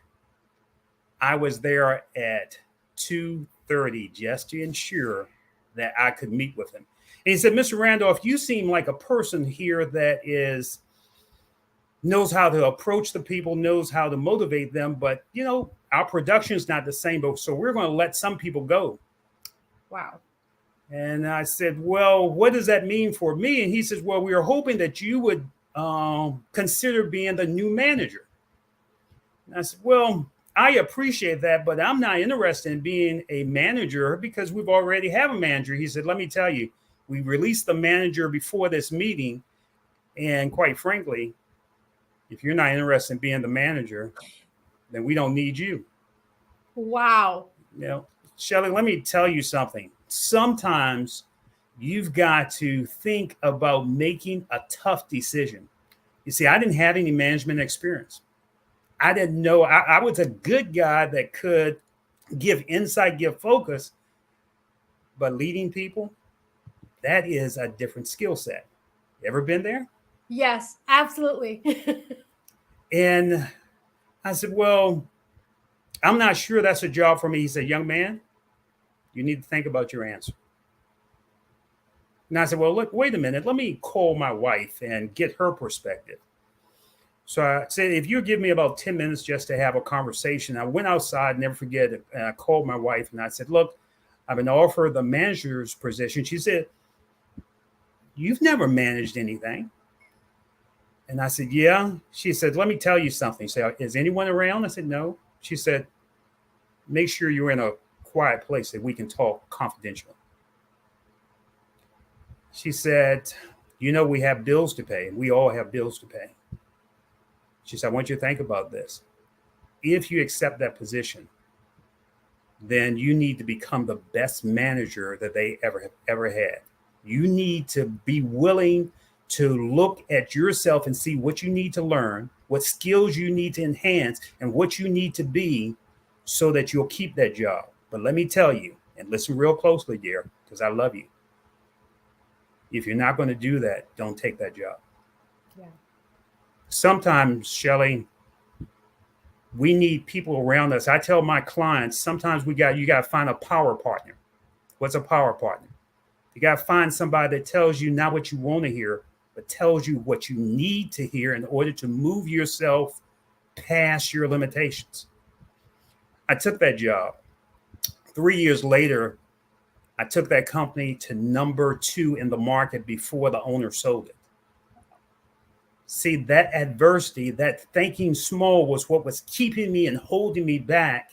And my wife's conversation gave me a bigger picture of myself and a perspective of what I needed to take myself and other people to the next level. Here's a question the audience needs to ask. What will they do to take themselves and the people that are waiting on them to share their gifts to the next level? Wow. There's so many nuggets, y'all. There are so many nuggets in what Wade just said. I'm literally pulling the web apart because my next question was going to be, I wanted to get your thoughts around how you define leadership. And it's already kind of clear to me. I think for the rest of us, you can kind of see the foundations of what that looks like. I love the fact that you talked about having that power partner, but can you touch a little bit more about how do you define leadership? Yeah, let's give the audience a real definition. Let's not. Yes. Let's throw away the fluff because there's too much fluff right now. People are saying, what is leadership? Because now, since the pandemic, leadership has changed. Yes. And if you're not willing to change, then you'll always be limited on what you can do, always be limited on the people you can affect, and always be limited in the life that you live. So let's give concrete information this morning. What is leadership? I heard a great definition that I've learned and I've adopted. John Quincy Adams, a man that's not known for much, was a president. Most people don't even know he was a president. But one thing that he said, if I can help a person to do more, to dream more, to accomplish more, I am a leader. So here's the question we have to ask. And I want the audience to step back and think for a moment. Who are you helping to accomplish more? Who are you helping to dream more? Who are you helping today to become more so when they look back, they know that they met somebody that brought something out of them instead of leaving them the same way that they met you in that same morning? If I can help somebody to dream more, to do more, to become more, then you are a leader. Wow. So as we're thinking about, and again, so the impact of the people around you, and even as you were growing up, who were some of the people who kind of shaped who you are today as a leader? Oh, that's a slippery slope, Shelley. Because we have leaders around us all the time. We just have to be willing to stop and learn from each other. Iron sharpens iron. Please write that down. Iron sharpens iron. Who are you sharpening, and who has sharpened you? As I was coming up, I worked for a gentleman. I'm in I'm outside of Richmond, Virginia. I worked for a gentleman named Sam Plush. He owned the smallest restaurant in his restaurant was on the smallest block here in the city of Richmond, North 25th and P, called Triangles. And Shelly, sometimes you don't really know who you are and what the value that you bring. That's right. I used to run around with a lot of hard heads when I was young. I'm a project kid. 2112 Red Street, grew up in the projects. They used to call it bucket of blood and shoot up alley, because you never know if you would make it the next day or the next month. So I didn't really have a future. And Mr. Plush had me to work for him, and he used to say, Mosquito, that's what he used to call me, Mosquito. What are you doing today, boy, to grow yourself? And I used to say, Mr. Plush, come on, give me a break.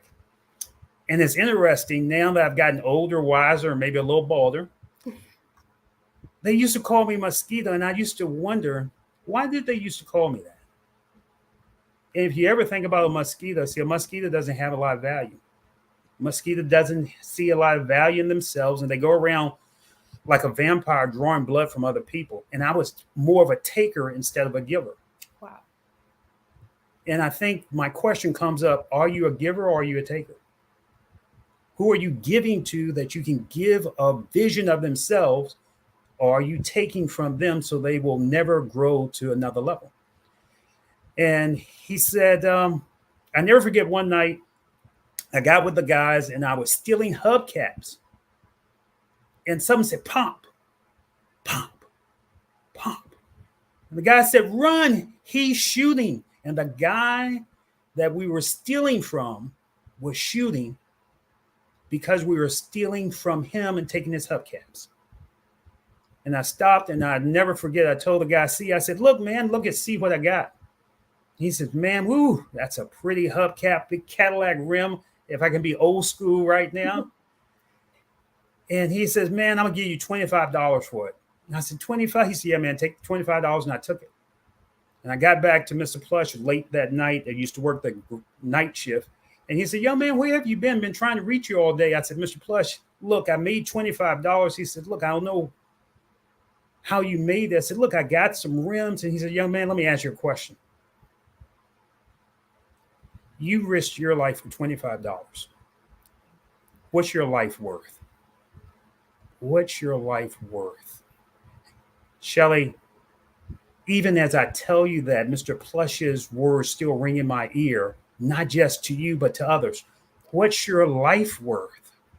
What is it that you are willing to give your life for so that you can put a stamp on it to say, I have been here. I have made a difference. I have done something that when I look back, I have no regrets. Mr. Plush's words ring true. The person that modeled me, that helped model me, Sam Plush, what's your life worth? Wow, what's your life worth? That is, I was as you were saying this, I was thinking about, again, going back to the past few years, and I definitely want to get your take on how you think leadership has changed recently, and it has. The short answer is it has, to your point.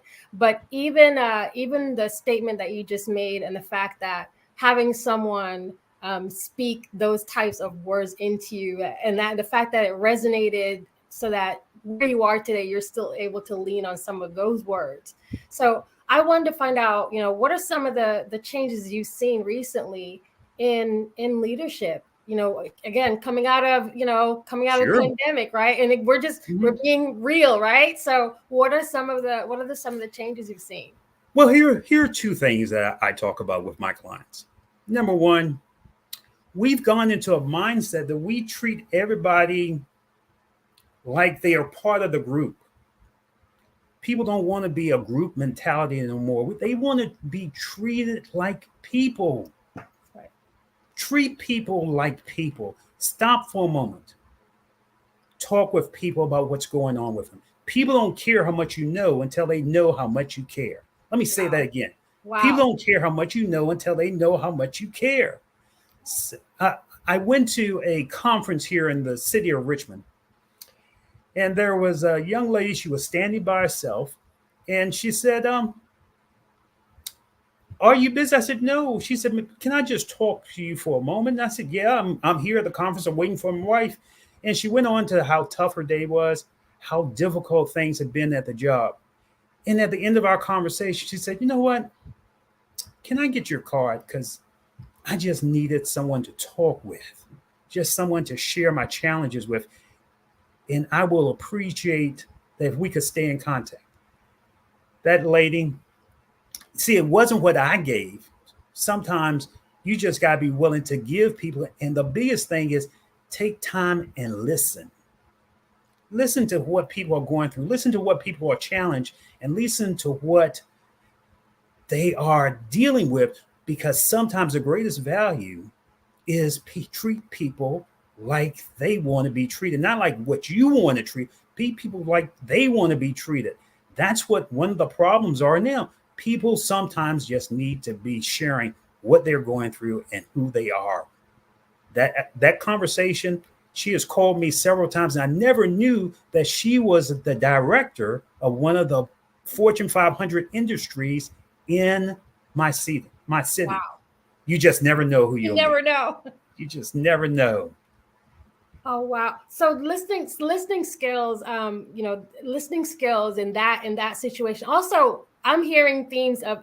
So we use some of these words again over the past 3 years, but here Wade is showing you modeling the actual behavior. So I want y'all to pick up on that as well. He's not just speaking; he's actually doing it, which is something that I look for in leadership skills. So that listening, but also empathy. And being able to just sometimes just giving people the time and the respect as Can we talk about that word? Because that word, especially you asked me how leadership has changed. Do we respect each other? Do we respect each other? I worked with a gentleman a few years ago at a local hospital. And he brought me in and he said, Wade, I need you to work with my group. And I said, well, why? He says, well, I think they have potential, but I don't have the ability to bring it out of them. And I have to make a tough decision. See, a tough decision in the corporate world is somebody's going to be leaving. Yeah. And I said, well, his name was Ed. I said, Ed, why don't you let him go? He said, Wade, no, because I know that they have potential and I just need to listen to them to see what we can bring out of them. And I said, Ed, what's the real thing that you want out of them? He said, look, they are hard workers. I respect them for being hard workers. See, sometimes it's the respect that we have of the skill that they have. And we just need to help people develop the other skill to bring them to another level.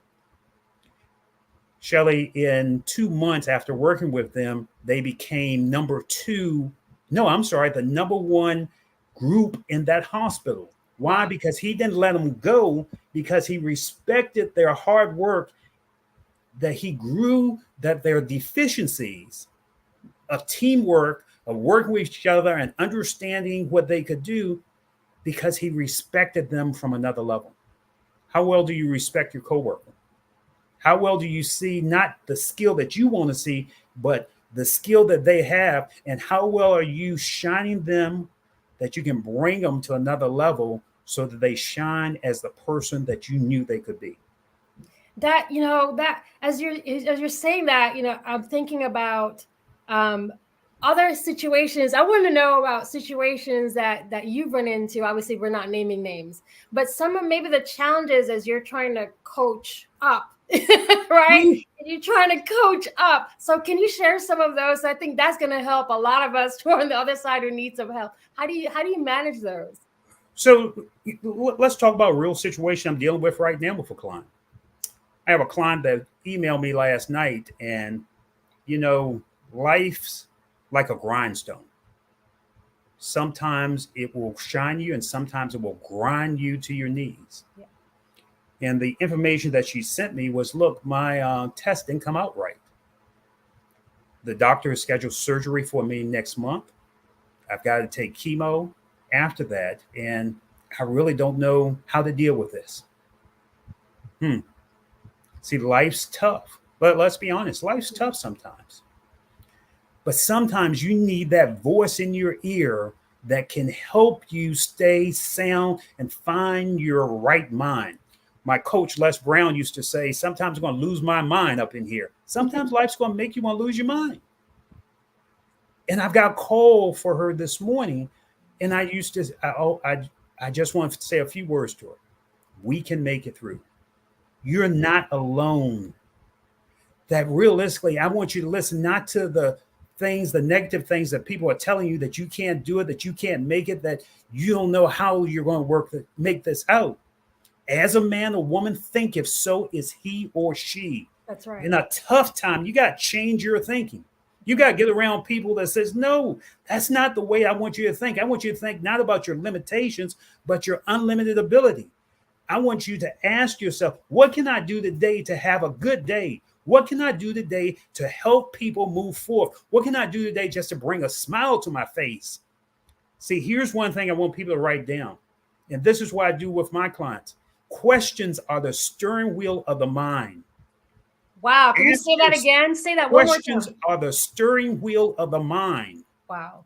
You've got to ask yourself a better question in order to move yourself to a better point of taking action. So if you're saying, well, the day's not going to be good, you got to ask yourself, what can I do today at this moment to make the day good? You've got to ask yourself, what can I do to make myself feel empowered right now? So the question that I always like to ask is, at this moment, at this point that you're listening to Shelley and Wade, who are you being? Who are you being that you're showing the best in you? Who are you being when you go into the office? Are you going to be the same old worker you came in yesterday, or could you be a better person? And what's the question you need to ask yourself? Who are you being, so that realistically you can say, who do I need to be to pick up the phone and talk to somebody that I haven't talked to in a long time and bring a smile to their face? Who are you being? Questions are the steering wheel of the mind. Wow. And when you're thinking about leadership, and again, for those who are not in, and another thing, again, so this is my hour with Wade, so just bear with me, because while I have him, I've got lots of questions, okay? And a lot of us have these same questions, but when we're talking about leadership skills and leaders and leadership in general, the distinction that a lot of people tend to make is that when we're talking about leaders, you naturally meet an executive. And I think that is where a lot of us trip up. It's not about the job title. We're talking about the qualities and the skills. And I think when you hit on the point about respect, and the example that you gave about that leader who had to learn, or that organization had to learn how just basic respect of the task-driven force, sure. Right? Can you talk a little bit about even that distinction that, again, a lot of us make that distinction, well, I don't have the right job title, so I'm not a leader, versus, it really doesn't matter what job title. You could be a janitor and be a leader. You could be an analyst and be a leader. You can be an exec and be a leader. Can you touch a little bit on that? Sure. Sometimes we need to throw the titles away. Yeah. Titles is what limit us and limit our thinking and our ability to help each other. In one of my businesses, my wife and I run a real estate business. And I often walk in and I will see attorneys and I will say, good morning, let me introduce myself. I'm Wade Randolph. And the attorney said, well, I'm Attorney Johnson. And I'm like, no, that's not. You see, he wears that title, and that title is the limit because he doesn't know how to approach people just like a normal person. Wow. And sometimes the title that we wear, Executive Johnson, Executive Wilson, manager, whatever, here's the question that we have to ask. What if you lost that position? That's right. Who will you be? So can we go a little bit deeper, Shelley? Oh, yeah. Oh, yeah. See, I've been burned out to the clothes on my back. I lost everything. Even lost the job. They told me, no, if you can't make it here, you no need to come back. And because I didn't have a place to stay, I lost my job too. But see, here's the thing that's very important. Who are you behind your words? See, if you lost everything today, how will you show up? How will you be to other people? What are you grateful for this morning that brings out the real essence of who Shelley Jeffcoat is. What are you grateful for today that if you didn't have anything that you will greet people knowing that you can get back up because you've been down? Who are you behind your words? Because it's our words that defines us. And sometimes we need to look at another words and let go of the title and treat each other like people. So, the reality is it's not about the title. It's about seeing the greatness in you, because when I see the greatness in Shelley Jeffcoat, it brings out and reflects the greatness in me. See, in order to see darkness, you got to have darkness in you. But in order to see light, you got to be willing to see the light in you. Who can you see, the person that you're talking to today, and the beauty in them, so you can elevate the beauty in both of you? Let's lose the title and look for the essence of who the person really is. That's when you know if you can bring that smile to someone's face and talk to them like they matter, you're ready to lead. Wow. The perception and the positioning is like what came to my mind. The perception that we have of others because of the job title, and the positioning and the way that we elevate some, which it really talks to how we respect each other. We elevate some people because of their title, and that, honestly, that doesn't work, because at the end of the day, we're all people. And so I want to find out from you, like, what are some of the unsuccessful stories, or what makes a terrible leader? I did some work here for a department in the state of Virginia. Won't give any names. And when I walked in, the manager said, let me talk to you about the problem I'm having with my people. See, there are always two sides to each story. And I said, great. And I said, well, let me interview 3 of your people from the department. And he says, why do you want to do that? I said, because I always want to get the full perspective. You see, realistically, in order to solve a problem, you got to look at the full perspective. What's the problem? What's the solution? And what's in between? Most people don't want to address what's in between. Yeah. When I talked with his people, they said, I hate him. Hate is a strong word that I never allow my clients to use, but his people and the team said, I hate him. You ever seen a bald head guy sweat? And I said, how do I solve this? Because realistically, the barrier is in the middle. And sometimes you got to take a step back and look at the full problem. Like I said, they said, I hate him, and he didn't understand them. The problem was the communication. Yeah. I think it was George Foreman says that sometimes you're like a blind man and you're waiting for somebody to lead you back to your real essence of who you are. And both people were so entrenched in their position. I was the linchpin that needed to help lead them back to what they could be so they could communicate. How are you communicating with the people around you? How are you listening at a deep level, not just at a surface level? How are you listening at a deep level to each other? Or are you listening at all? See, a lot of people like to talk, but the one real skill is we got to listen, but write this down, listen at a deep level. So I said, let me go out on a limb. Let me bring everybody together. And we had an interview session. And I asked them, I said, be respectful, but I want you to interview the manager itself. You see, one part of leadership that I learned from reading Nelson Mandela's The Way of Mandela is a great leader always is willing to listen to his people before he speaks. And I asked his group, I said, please ask him any question that you want. And Shelley, I was sweating all the way. You see, sometimes you don't know the answer, but sometimes you got to walk by faith and not by sight. Sometimes you won't know the answer. And realistically, I had them to interview him. And he said, look, I only want to bring out the best in you. That's why I'm so difficult. That's why I'm so hard on you. I know that you got the talent. I just want to bring out the best in all of you. When he said that, the whole dynamic change. Sometimes we got to listen and learn from each other so we move together to another level.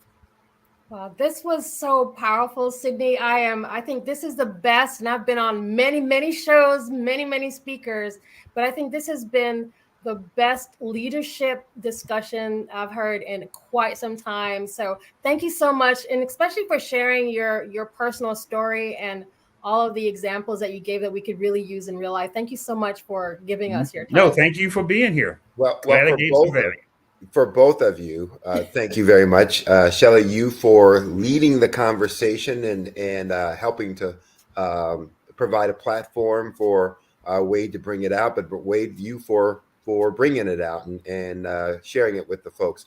And I'm going to tell you, anybody who was tuned in who isn't ready to walk through a wall right now, right, either wasn't listening or is deaf.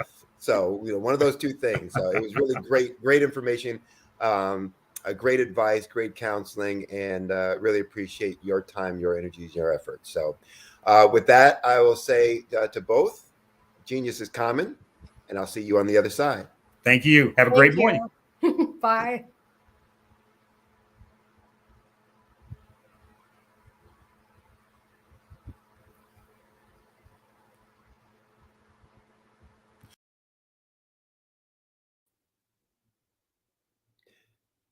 This expo is a fundraiser for students. So you can go to www.blackbusinessexpousa.com to donate to the scholarship fund. Again, that's www.blackbusinessexpousa.com. Or you can use the Cash App that should be rolling through the bottom of your screen using the account number $BBXUSA. Again, $BBXUSA.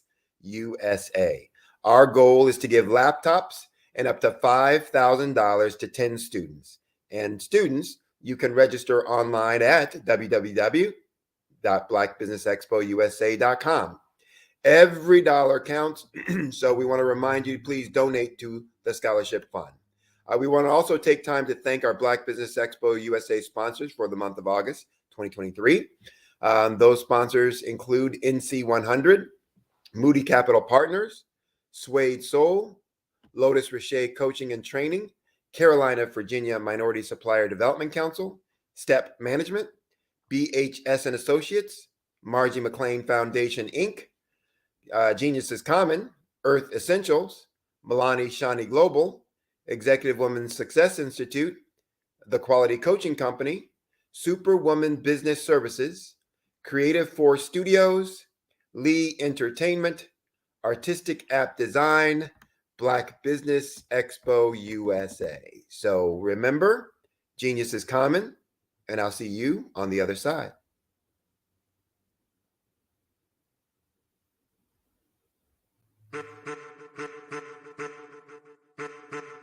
I am a child of the Most High God. He has gifted me in ways that I could not even imagine and didn't know.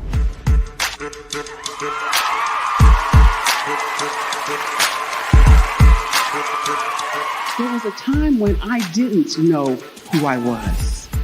I listened to other people tell me who I should be, what I should do. I listened to people telling me that I should be a boutique owner, that I should be a construction manager, that I should be a laborer. Have you ever felt like you should do something else, be something else, go somewhere else, be wherever you wanted to be, and you felt like you were in a box? Anybody in the room? And you couldn't get out. Anybody in the room? And you kept trying to go and you couldn't get out. Anybody in the room? But let me tell you, you need to rock the box. Rock the box.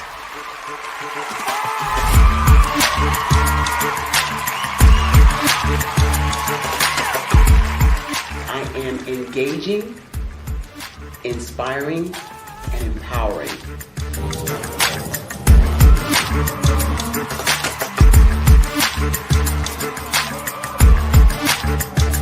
I would give you everything I know. Just by touching you, if I could, by osmosis, give you every single thing I've learned, I've gone through, I know I would.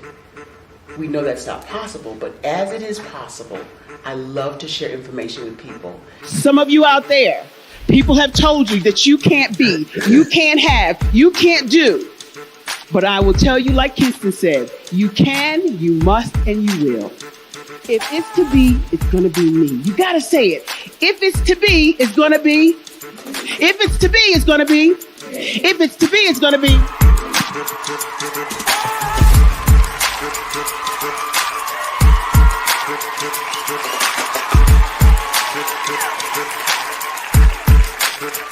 Barbara is because she believed what her mama said about her and not what other people told her. Every day you wake up, when you're in a situation, it's your choice whether it's an advantage or the disadvantage. She gained her confidence and her life, and now she is a testimony. If I can help you elevate yourself, then I feel like I'm elevating my own self as well. What you know and I know together can change the world.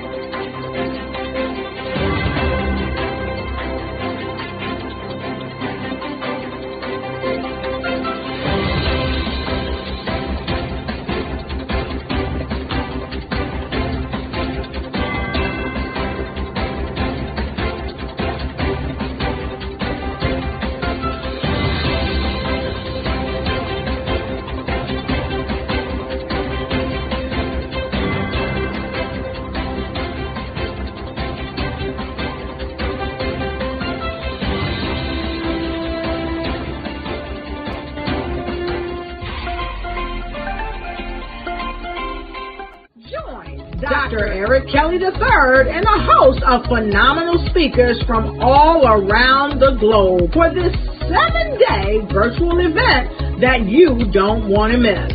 The mission of the Black Business Expo is to raise scholarship money from kids all the way from high school all the way from college. The Black Business Olympics is one of the largest Black business showcases in the world. It is an opportunity for businesses and companies to showcase their businesses globally. We are going to be giving away laptops up to $5,000 away to students. Again, I'm Olivia Appleberry, the founder of 2 Cents Finance and one of the speakers for the expo. I am so excited to see you there. For more info, go to www.blackbusinessexpousa.com or call 919-308-9090 and hope to see you there. I am Black business. From the moment I wake until the time I sleep. Yes, I am Black business. I am Black business. Tell me, are you Black business? I am Black business. Do you support Black businesses? Listen, I support Black business because I am Black business. Black Business Expo, one of the largest business showcases in the history of Black business in the world. The world! Sign up today at www.blackbusinessexpousa.com or call 919-308-9090. I am Black business. I am Black business. From the moment I wake until the time I sleep, I am Black business. I am Black business. Are you Black business? I am Black business. Do you support Black businesses? I support Black business because I am Black business. Black Business Expo, one of the largest business showcases in the history of Black America in North Carolina. Join Dr. Eric Kelly III and a host of phenomenal speakers from all around the globe for this 7-day virtual event that you don't want to miss.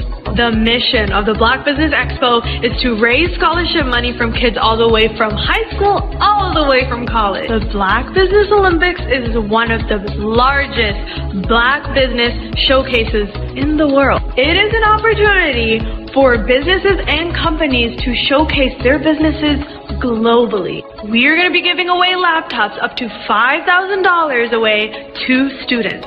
Again, I'm Olivia Appleberry, the founder of 2 Cents Finance and one of the speakers for the expo. I am so excited to see you there. For more info, go to www.blackbusinessexpousa.com or call 919-308-9090 and hope to see you there.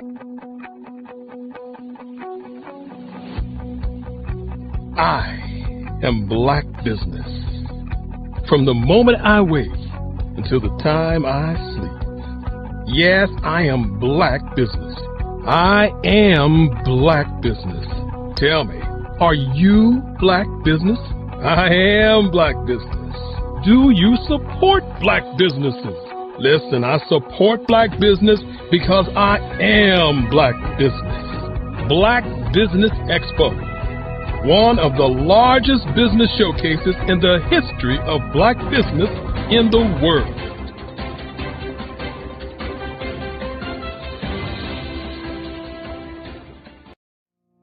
Did you know that approximately 333.34 million businesses exist today, according to a report from 2021? And you may be one of those businesses, or maybe you're not in the business market yet, but you're aspiring to be a business owner. Well, guess what? You're in the right place at the right time. Because let's face it, everything is about timing and opportunity. Hi, my name is Dr. Lotus Richey, and I'm the CEO and founder of the Lotus Richey Coaching and Consulting LLC, along with the Lotus Richey Ignite Show. 15 minutes of success with Dr. Lotus Richey, as well as books to boom your business and bring who you are. And today, I want to bring this amazing message to you about the Black Business Network and the Black Business Olympics. See, the Black Business Network and the Black Business Olympics is designed to help people just like you, that's right, that look like me, to take their business to the next level. Not just in your front yard or your backyard, but globally. The Black Business Network and Black Business Olympics is designed not to just help you survive, but to help you thrive.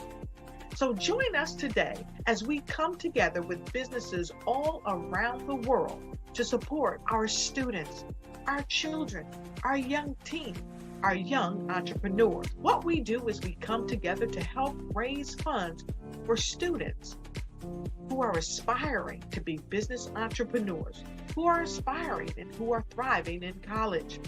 We endow them with a wonderful opportunity to gain scholarship of either a laptop or several thousands of dollars. And we invite you to help be a contributor to this amazing opportunity to help someone that looks just like you. So join us today at our website and let us connect with you and help you ignite and take flight in every area of your life on the Black Business Network and the Black Business Olympics. I'll see you on the other side.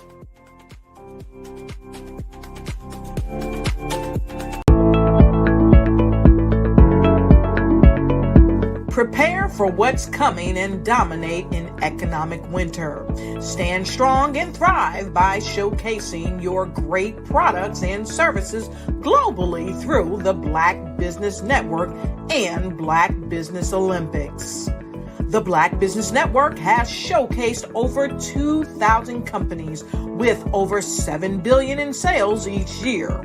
Over 10 million attendees have viewed the rebroadcast each month.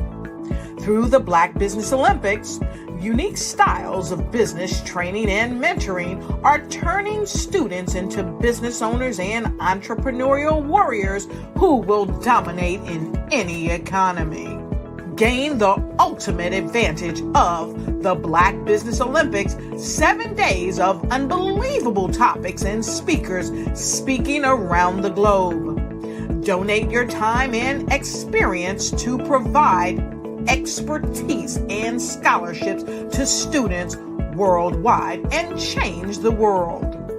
Now, more than ever, new insights, tools, strategies, and capabilities are needed. This is your chance for a major presentation to the world. Fill out the form and join the more than 2,000 speakers who have presented to over 200 countries. Join the Black Business Network streaming live into the Metaverse, STEM City, Black Multiverse Enterprises, Hulu, Amazon, YouTube, iHeartRadio, Apple, Facebook, LinkedIn, Pod TV, IBM TV, Spotify, and Google Podcasts. Sign up today. Spaces are limited, and we will see you there.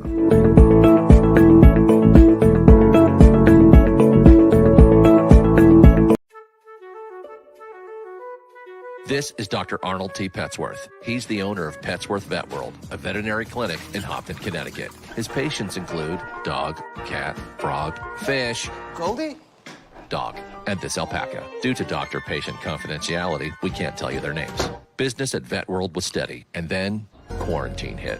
Neighbors brought new four-legged friends into their homes. Bunnies. Bunnies everywhere.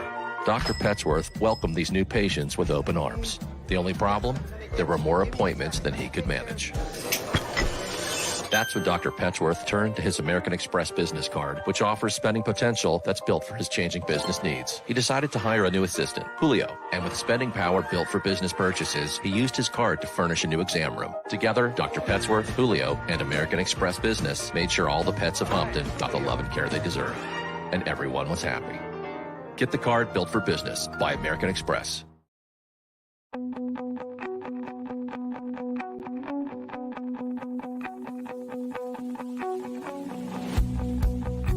I am Black business. From the moment I wake until the time I sleep. Yes, I am Black business. I am Black business. Tell me, are you Black business? I am Black business. Do you support Black businesses? Listen, I support Black business because I am Black business. Black Business Expo, one of the largest business showcases in the history of Black business in the world. The world. Sign up today at www.blackbusinessexpousa.com or call 919-308-9090. I am Black business.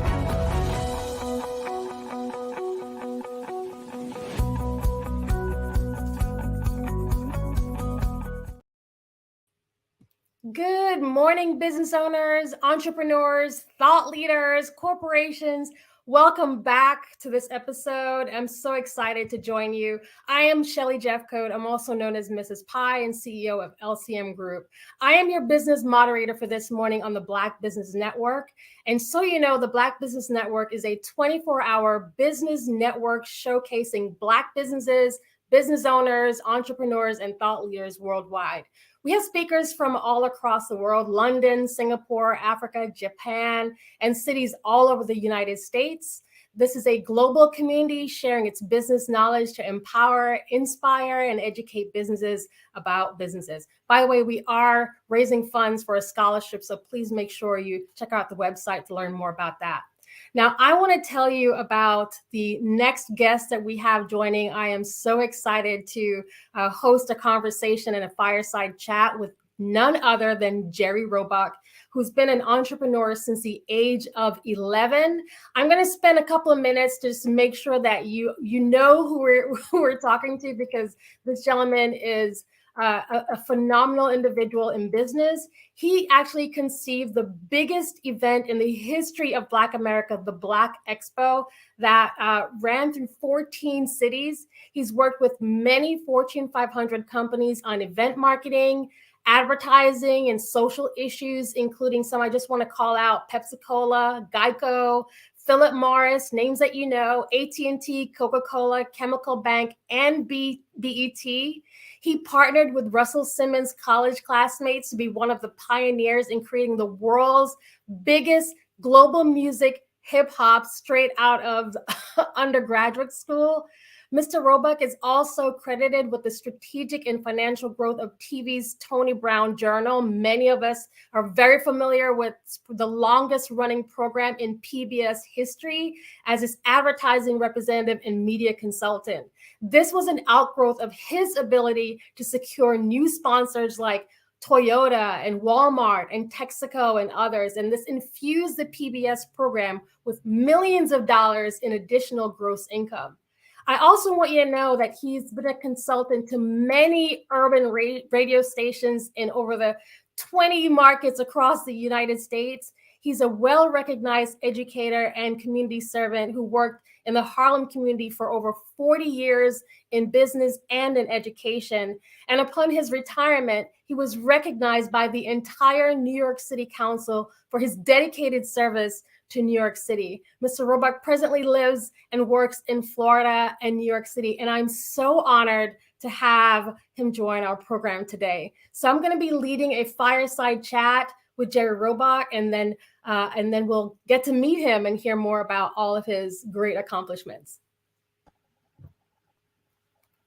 Well, that was a great introduction. Thank you very much. Thank you very much. I'm glad to be here to be able to share my story with the listeners, viewers, and it's always important, I think, to share the experiences that one has, because you never know who you inspire. That meant a lot to me in my years in education, working with young people, and even today, many years later, I hear from many of my former students about maybe a conversation I had with them, an interaction that I had with them, a book that I asked them to read, and how that one little instant inspired them to make a decision in their life, 10 years out of high school, 5 years out of college, whatever, that has made them the person they are today. So I really always enjoy sharing my story, but also just experiences that I've had with people. I appreciate that. Your journey, and again, for those who are watching us live, and many people are going to be watching us on the replay, I think this is a segment you want to also have your teen entrepreneurs listen to, okay? Because I think you're going to pick up some tips. I wanted to find out, so you started in business at age 11. How did you do that? What propelled you to do that?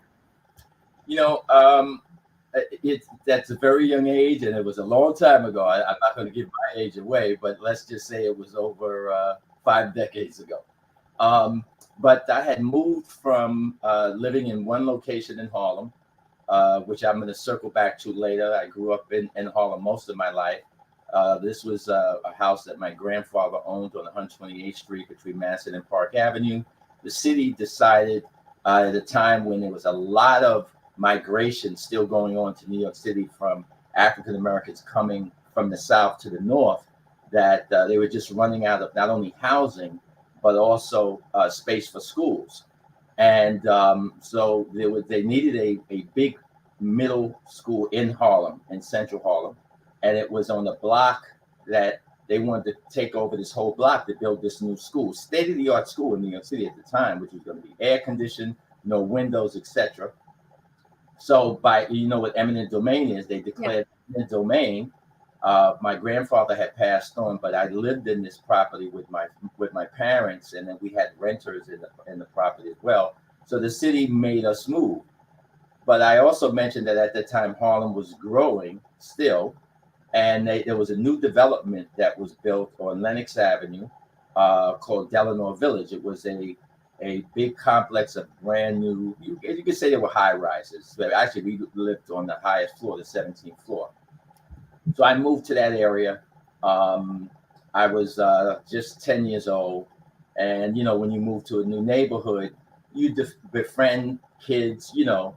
And so when I turned 11, I was meeting all these new kids, and my parents were torn between, well, do you still go a few blocks away to meet with your old friends to play and do things, but you're too young. I can't go on my own. So I'm thinking to myself and to my parents having these conversations. I said, well, maybe a way for me to meet new kids and to have some activities. Maybe I could create something fun for the kids to do. Now, this community that I founding it went from Lenox Avenue to Fifth Avenue. So it's a huge block, and it went from 137th all the way to 141st. So it's like three blocks across one long avenue, maybe 10 buildings, 17 stories high. Wow. And because of the baby boomers, basically everybody in there had young kids, because, you know, at that time in history, after the war, you know, people had 2 and 3 kids. So, you know, white folks are out on Long Island, but in New York City, or unless it was Queens, black men came back from the war, they started families. They had these 2 and 3 kids. So there's hundreds of kids in this community I lived in, as opposed to I lived in a block before, you just associated with kids in your particular block. So I said, well, maybe I can do something for all the kids in our community of Delano Village. So my mother said, okay, that's a great idea. And I told, there was a little community park right in front of our building. So I said, well, see if I could get the park to have for all the kids. So my mother had been involved in church organizations. So we went to the rental office, and they said, okay, for a couple of hours for the day, you can, you know, have the park. And I think it was 25 cents to come in. And then it was games, and I had prizes. So my parents really helped me. We went and we got like a volleyball set. We had, of course, all the things in the park, but we created all these games that kids could play. And then we had prizes. So, you know, the thing about it is there was no advertising. I didn't have a flyer. I just told my friends. And lo and behold, it was highly successful, because that day when I went downstairs, a lot of kids were there with their parents holding their hands, waiting to come into the park. And it was just so much fun. But I'm only 11. And I don't remember exactly how much money I collected, but I made a little profit. Meaning, by the time I paid my parents back for the volleyball game, for the Spalding little round balls, for the 2 or 3 little games that we had, we bought chalk for the girls to do. We bought jump rope for hopscotch. I made, you know, a few dollars. So I was like, wow.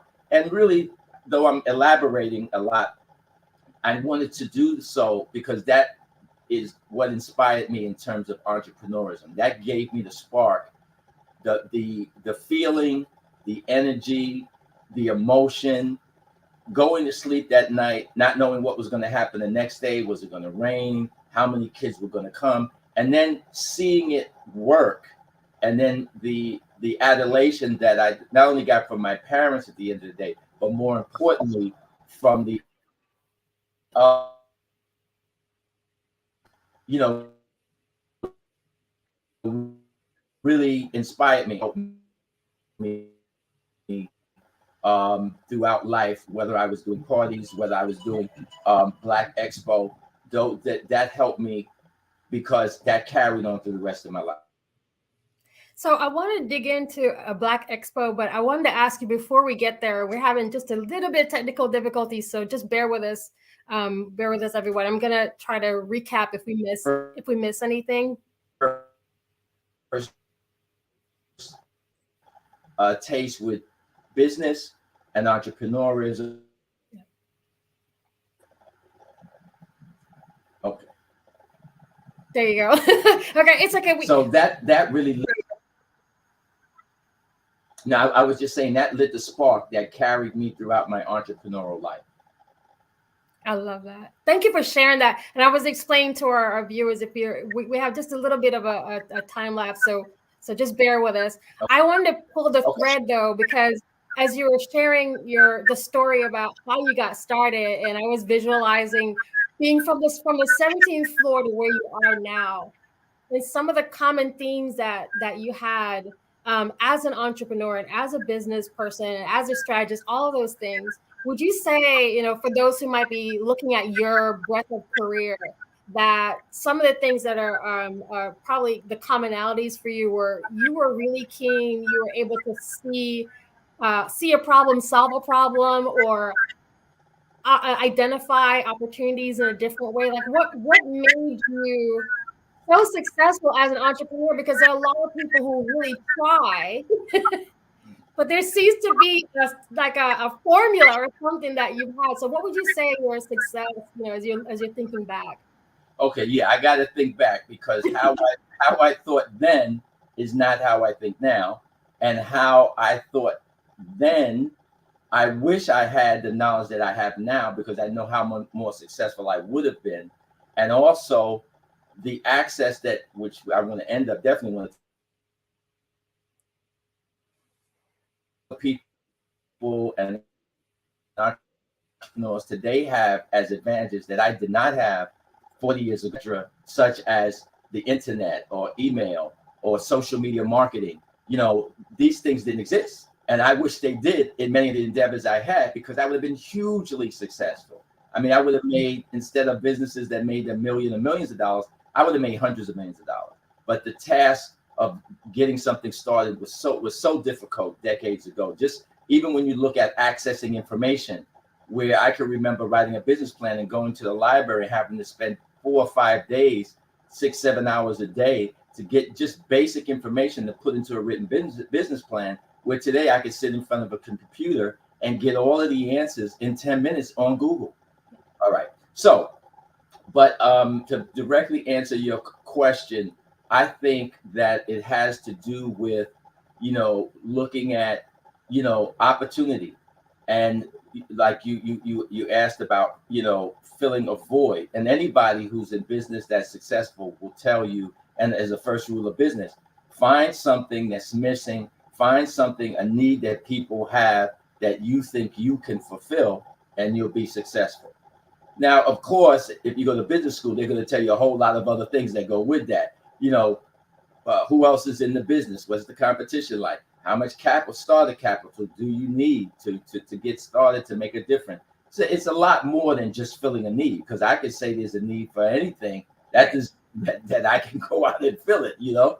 But just touching on the things that I did after I was inspired by that first experience, it wasn't until many years later that I began to look at something else. And the very early starts of my entrepreneurial career were in the entertainment area. So my next experience, though it wasn't just me, was I befriended in my building where I'm meeting all these new kids. And about a couple of weeks later, I'm in that park, the same park. And at that time, we used to play with toy guns. No, I'm glad kids don't do that anymore. But back in that era, you played, if you had a gun, you played like cowboys and Indians. You believed that you were a cowboy, someone else played the Indians. Or you played army soldier. Yeah. So I had a gun, this like a machine gun, and we were playing. And there was this other boy, he had his machine gun, and we were playing. So kids agreed, oh, let me hold yours, let me see yours. And I ended up doing something where I kind of broke his. So he's with his older sister. They had just moved into the building too. And I didn't know where they lived, but we lived in the same building. And we get into an argument, and next thing we're fighting, but his sister was edging him on. Oh, well, he broke your gun. So we get the fighting, and in this nice new community with all these beautiful new buildings, Delano Village, they had like security to keep the kids in the tenements, because you could just walk into the different complex outside. It was only for people who lived in the community. There were gates around it, but nobody stopped you coming in the gate. But the kids who lived across the street wanted to come into the park. So they wouldn't see these kids. No, this is for the tenants that live in the community. So one of the guys most of them were retired police officers, or they were World War II veterans, you know, nice older men. They saw us fighting and they ran to the park. So this is a different era. This is the 1960s. So they grab us and they shaking us. Where do y'all live? And it was so weird because we both point to the same building. Okay. So they grab us and they ask, well, you're going upstairs. So they want to get us away from all the other kids because, you know, kids make a circle around you to fight. And they drag us in the lobby. I mean, they're literally one by the collar, one by the arm. And the first stop is to my house, me and this other kid. Miss Roebuck, your son was downstairs. You know, this would never happen in 23. And my mother is, what? Oh, my God. So my mother is blasting me out in the doorway. But she says, as parents of the day, you go downstairs to this young man's house and you apologize to him and blah, blah, blah, and his parents. Wow. So my mother said, wait a minute. She got dressed. She had women used to wear house coats. My mother was a homemaker. We go downstairs and the people, we get to his house. I lived on the 17th floor. He was on the 8th floor. And we ring the doorbell, and he lived with the mother, the father, and the grandmother. So they all come to the door. They were from the South. And what happened? So they're ready to take him in and beat him because, you know, the security people are bringing him. And so they invite my mother and me into the house. And I'll never forget this. They tell him, shake his hand. Well, he didn't want to shake my hand. So Wow. now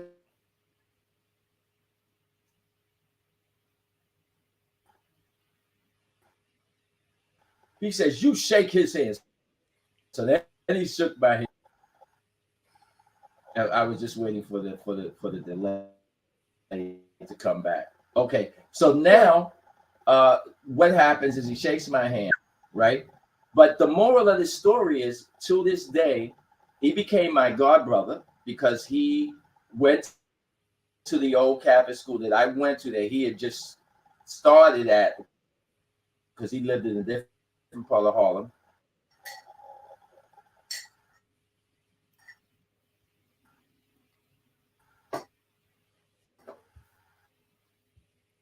And he ends up becoming a Catholic. I become his god brother, and we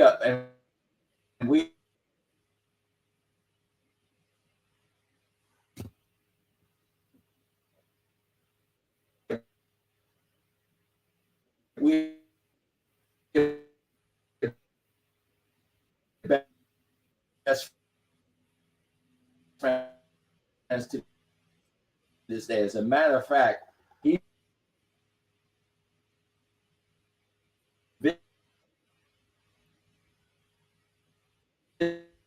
visited me.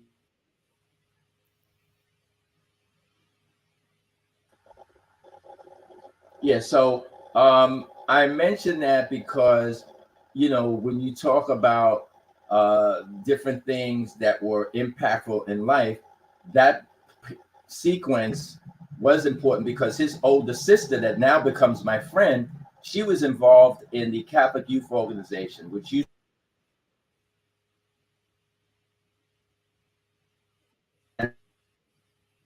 that was important because all throughout Harlem, you had that were packed on Sundays, and all the schools were packed where you couldn't even get into a Catholic school in Harlem at the time because of all the migration of people coming from the South. And these dances, the high school kids would have these dances where different kids from Harlem would go to these dances in the church basements. Well, one of these dances, she asked my god brother and me, who's her brother, and now she's my god sister. This is a few years later. I need somebody to work in the coat room. And we're not in high school. We're just grammar school kids. And because the last time we had a dance, the students who are in high school, once everybody came in, they don't work in the coat room. They run on the dance floor. And you can't go on the dance floor. So you got to stay in the coat room. But you'll be paid, you know, $5 or something. So we said, hey, great. We could be around all these high school girls. So we go, and I experience seeing several hundred high school kids pay money to come into this party at this church basement. I hear all this music by Smokey Robinson and the Temptations and Diana Ross. I see the teenagers dancing, and I'm just fascinated. And this is in the era where there were Victrolas, where on the stage in the auditorium, they would put a 45 on the turntable, and they would put the microphone over the PA system by the speaker on the turntable and play the record, and the kids would dance. And, you know, it was just like, I'd never seen anything like that. But what really got me excited was at the end of the night, because I'm there with her. So all of the students on the committee, they start counting up all the money, and they're excited. And they're like, wow, you know, we grossed $600. This is like thousands back in the 60s. And the coat room made this, and we made this off the sodas. And I'm like, wow, they are rich. I'm like, wow, they get to keep all this money. So on the way home, she said, no, it goes to this. But I'm like, what if I did this and I could keep all this money? I'll be rich. That's right. You know, so that inspired me. I said, when I get to high school, I'm going to do a dance or a party, but I'm not doing it for no organization. I'm going to do it for myself because I want to be rich, you know, because I'm this little 7th grade kid or whatever. So this is so now when I get to high school, I go to Catholic high school. I had to wait till my sophomore year, and I get involved in the same committee to learn the intricacies of doing these parties, these dances. I was only involved for a year because the high school I went to, and what we used to do then, as I went to all boys high school, so we worked with other all boys high schools. One was Powell Memorial. That's where Kareem Abdul-Jabbar went to high school. He was named Alcinda back in the day. And we worked with girls high schools to get them to come to our high school, to our high school dance. But it really prepared me. And though marketing today is totally different, how to make a flyer, how to go around to the schools and give out flyers, how to talk to people, be it a band that we were going to hire, all the things that I needed to know, which helped me throughout my career in marketing. And people would say to me, well, weren't you scared to go talk to this person? How did you approach this person? Well, I learned that in those early years when my assignment with my high school was to organize everything for our high school dance. Now, we didn't necessarily need security, but I had to hire the band. I had to, you know, make sure that we had students on the front door, students in the coat room, that we had students selling the sodas. I was in charge of putting everything together. And I guess those leadership skills, those organizational skills gave me a lot of confidence so that as I developed my checklist and, you know, I made sure everybody was on their post. It was almost like not only being in the military, but I would say delegating responsibilities to other people. Yeah. So when I get to I did this for a year, and then I didn't do anything in my junior year. When I get to my senior year, now I'm going to fulfill my dream, which is to do my own dance, my own party. So I go and I rent, which I couldn't do it myself, a church basement in Lower Manhattan, which is St. Paul's Church. They have a huge basement that holds like 1,500 people. And unfortunately, when they agreed to rent me the place, but there was one problem. I wasn't 18. I couldn't sign a contract. So I had an older brother, was a police officer. I convinced him. We go down there to the church rectory, and he says, oh, I went to Cardinal Hayes High School, and he shows his, oh, you're a police officer? You're older? Oh, of course, here's the contract. So my brother signs it. Still to this day, I have the tickets that I made up. The name of my party was going to be called, remember Sly and the Family Stone? There was a song they had out, was very popular that year. It's called A Family Affair. And my party was going to be called It's a Family Affair. And I had the tickets printed, and I'm about to go to my school and start selling them, giving it to friends to sell to their friends. And my father, because of my brother mentioned it, got wind of it. So my father calls a family meeting with me and my brother, and he says, you can't do this. You're not 18. I don't want nothing to happen because some of your friends may go down there. What if something happens? It's going to give the family a bad name. You know, my father was involved in the Catholic Church in a big way. I don't want to get off on that, but he did things with Dr. King, raising money for Dr. King. Wow. Because my father got the Catholic Church involved in the civil rights movement. And he was like, no. So when you get 18, you can do something on your own. And he lashed out at my brother a little bit because, oh, you should know better. He's not of age. And I was pissed at my father. But what could I do? I'm living in this house. So that was the end of my entrepreneurial dream for my senior year in high school.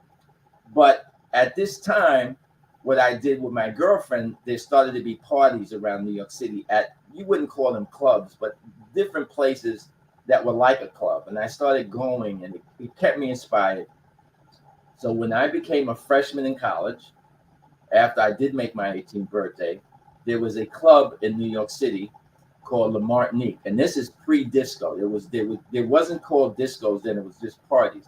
And I went down there, and I talked to the owner, and they looked at me, and they said, "Well, you're kind of young." I said, "Well, I'm 18. I can sign a contract, and I want to do a party for college kids because I had just started college. Now I'm a freshman." And they said, "Okay, but our place is open on the weekend, so we don't rent." I said, "Well, I want to do something the day before a holiday." And they're like, "Well, who's going to come on a weekday to a party?" And I said, "Well, this is only for college kids. And it's election day the next day. There's no school. And also that Monday is Black Solidarity Day." So they're like, "What is Black Solidarity Day?" I said, "Well, it's the day where Black people celebrate. This used to be big in the 70s, our culture, and some people don't go to work, etc."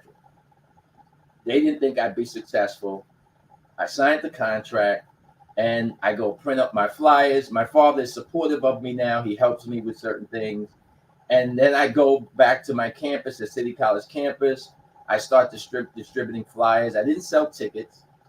And back in that area, you'd have to print up a flyer. And I go to all the organizations on the campus, the girls who were in the Black nursing organization, the Black studies group, to all the guys on the basketball team who were predominantly Black, to the Black and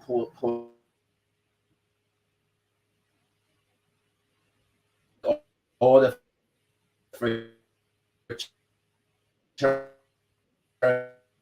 And I would just give me that. And so I just use all this promotion. Then I had friends in high school that went to different colleges in the city. So I had friends that went to Hunter College, Baruch. So I would call them on the phone. "Hey, I haven't talked to you since, high school. How's Hunter College? How's your college?"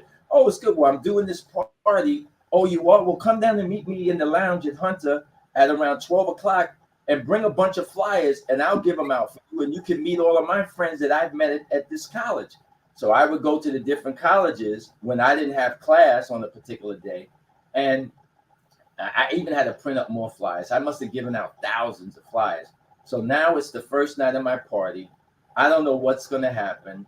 All the butterflies come back to me of when I first was an entrepreneur, age 11. And I remember telling my brother, and this is weird, this may seem strange, the club opened at 8 p.m. and closed at 2 o'clock, which is weird for New York because years later, clubs didn't open till like 10 or 11 and they closed at 4 or 5, and nobody came out until midnight. But back in those days, parties started early. And I told my brother, "Well, it's going to start at 8, but make sure you're at least there by maybe 7:30, no later than 8:15. So I get down to the club, and it was a downstairs on 57th Street, mid-Manhattan. And I remember my sister was in the box office, and the owner comes to me and he says, "Come upstairs." And when I go upstairs, there's a line down the block. Wow. And what was amazing is that it's only like 8:15, and my brother's not even there. So now people are coming in. It's going on 9 o'clock. And I remember one of my friends from school who had said to me that day, "I don't think it's going to be that packed. You gave out a lot of flyers, but I don't hear a lot of people on campus talking about it." So he's online waiting to get in. And then he gets downstairs and he goes, "I can't believe all these people here. Oh, man, look at the girls. Look at this." So they actually, by about 9:20, they had to close the doors. There's no more room. Nobody else. Wow. So one of we call them bouncers, he comes down the stairs. He asks for my sister. He says, "Excuse me, there's a guy upstairs. He says he's your brother, and he's your brother's brother. He's supposed to be working here tonight." And it was my brother, the police officer, with another one of his friends. Couldn't even get in. So then he comes down the stairs. He's like, "Oh my God, you did it. You pulled it off." So, that was, a great success. So when I talk about circling back to that first experience as a young person, here's what transpires for me. So now I love doing this party. It was a success. Even later that night, people from my campus, City College, are, wow, this was a great party. There's people I didn't know that went to Hunter College or Brooklyn College that, you know, they were coming in and they're seeing me, oh man, when's your next party? When's your next party? But when I went back to my campus that Wednesday, City College is a big campus. It goes over, I would say, 15 city blocks. And sometimes I had a course at one end of the campus. I'd have to walk to the other end of the campus. So you're talking about maybe a 10-minute walk and then in between classes. And I can remember that day walking from one end of the campus to another and just being stopped by students. Oh man, I was at your party. That was great. When is the next one? I can remember people coming up to me and saying, oh, you're the guy that gave that party. I heard it was great. Oh man, you know, be sure that you give me a flyer next time. I'm not gonna throw it in the garbage. Wow. But what that told me, I didn't read a book on marketing. I wasn't in business classes, was I had to identify myself now. How do I go from just making up a flyer and giving it out to creating an identity? And the only thing I could think of was my name. That's right. Jerry. I'll be Jerry Productions. And that's what I created. So now when I do my second flyer, I put on the flyer, Jerry Productions Presents. So now when I give my second party, because first one was in November, the next party that I gave was it was the end of semester going into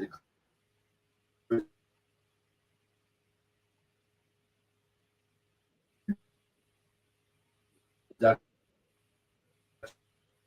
Presents. So now as I'm giving the flyer out, come to my next party, Jerry Productions. And then they would start to tell people on the campus or on the other this is the party, man. This is Jerry Productions. So as I'm hearing this, I said, okay, I'm going to make sure at the party that when people come in, somebody might say, welcome to Jerry Productions. People used to smoke cigarettes then. So I made up matches that when people came in, I had them on the tables, and the matches, when you opened it up, it said Jerry Productions. I had business cards made that said Jerry Productions. At certain times in the party, the guy would get on the microphone. This is before rap music. And he would say, you're at a Jerry Productions. And at the end of the night, when people were online, God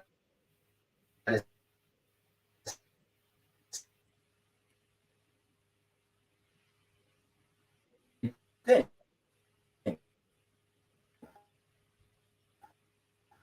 To say over and over again, thanks for coming. Thanks for coming to a Jerry Productions, or you partied with Jerry Productions tonight. Yeah. And so the next thing was, I said, I have to, when I do,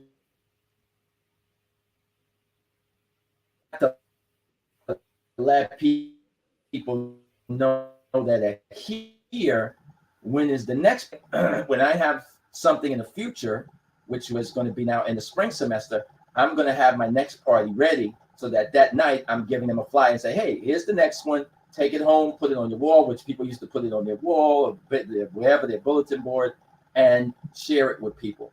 And then also with that, by that second party, back then, this is going to seem really strange, we used to have what's called a mailing list. So people would come in, I'd have a card, and they would put down their physical address. Nobody would do that nowadays, but they put their name, their address, apartment, zip code, and I collect the cards. At the end of the night, I would have a student do that. And then when my next party came, I would write out the addresses, me and my girlfriend, and we put 2 flyers in it, and we'd mail it. That's a mailing list, right? Yeah, snail mail. Mailing list.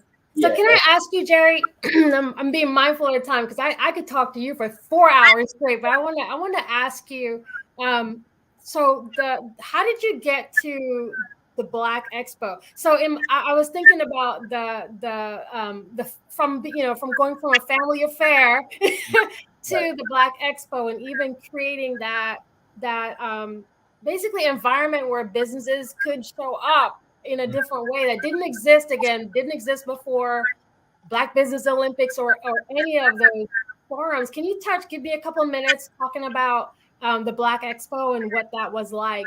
Sure. And I'm sorry, I'm not conscious of the time. I'm kind of long-winded, but I'm glad I did touch on these things because I talk about the marketing, inspiration, what it was like back in those days, which are the things we preceded about. So I've kind of covered that. Yeah. Learning that experience of doing the parties. Then I met Russell Simmons in college. He was younger than me. We did some parties together. That was the evolution, the beginning of rap or hip hop music. With Curtis Blow, also went to City College with us. Grandmaster Flash, who we took out of the Bronx, there was no Grandmaster Flash in the Furious Five. He was just Grandmaster. He was a DJ, and also you probably heard of Kid Capri. I took him out of the Bronx. So we were doing a different evolution of parties post disco, because disco came a few years after I started my parties, and then we were starting rap in the early, let's say late 70s, early 80s, right? Yeah. So from that, I had now begun to interact with a lot of Black businesses in Harlem and my Black community in New York City. Printers, graphic designers, people who did commercials, people who made items and clothing, people that did marketing. And many of the times I interacted with these business people in New York City, as big as it is. And because New York City, as you know, is a very expensive place to do anything, they, for example, would say to me, wow, I wish I could market or advertise my business the way you promote your parties or things that you do, but I can't afford radio time. I can't afford to promote what I'm doing because radio is too expensive. I can't afford TV. I just need to get my business in front of people. And I kept hearing this over and over and over again from many of the people I did business with. And I said to myself one day, wait a minute. If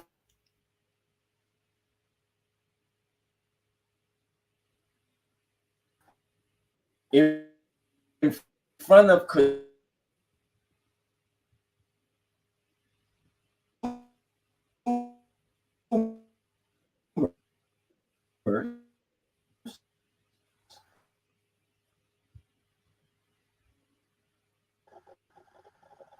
there you are.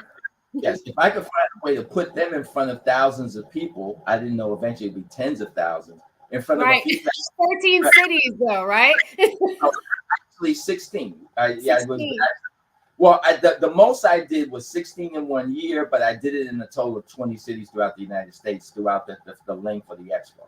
So if I said I can put these businesses in front of people, then I'm accomplishing something for myself in it. So my entrepreneurial brain goes off. How could I make money? Or it's the checklist. How do I make money? Where is this going to be? Can it be profitable? What other partners can I bring in? How do I make this happen? Has anybody ever done this before? Were they successful? What it was a failure? So I go through all of the study of all of this, and I find a venue. By luck, one day I'm downtown. I ran into a guy that worked at a radio station that I helped market that radio station when they switched from being a rock station to a Black station.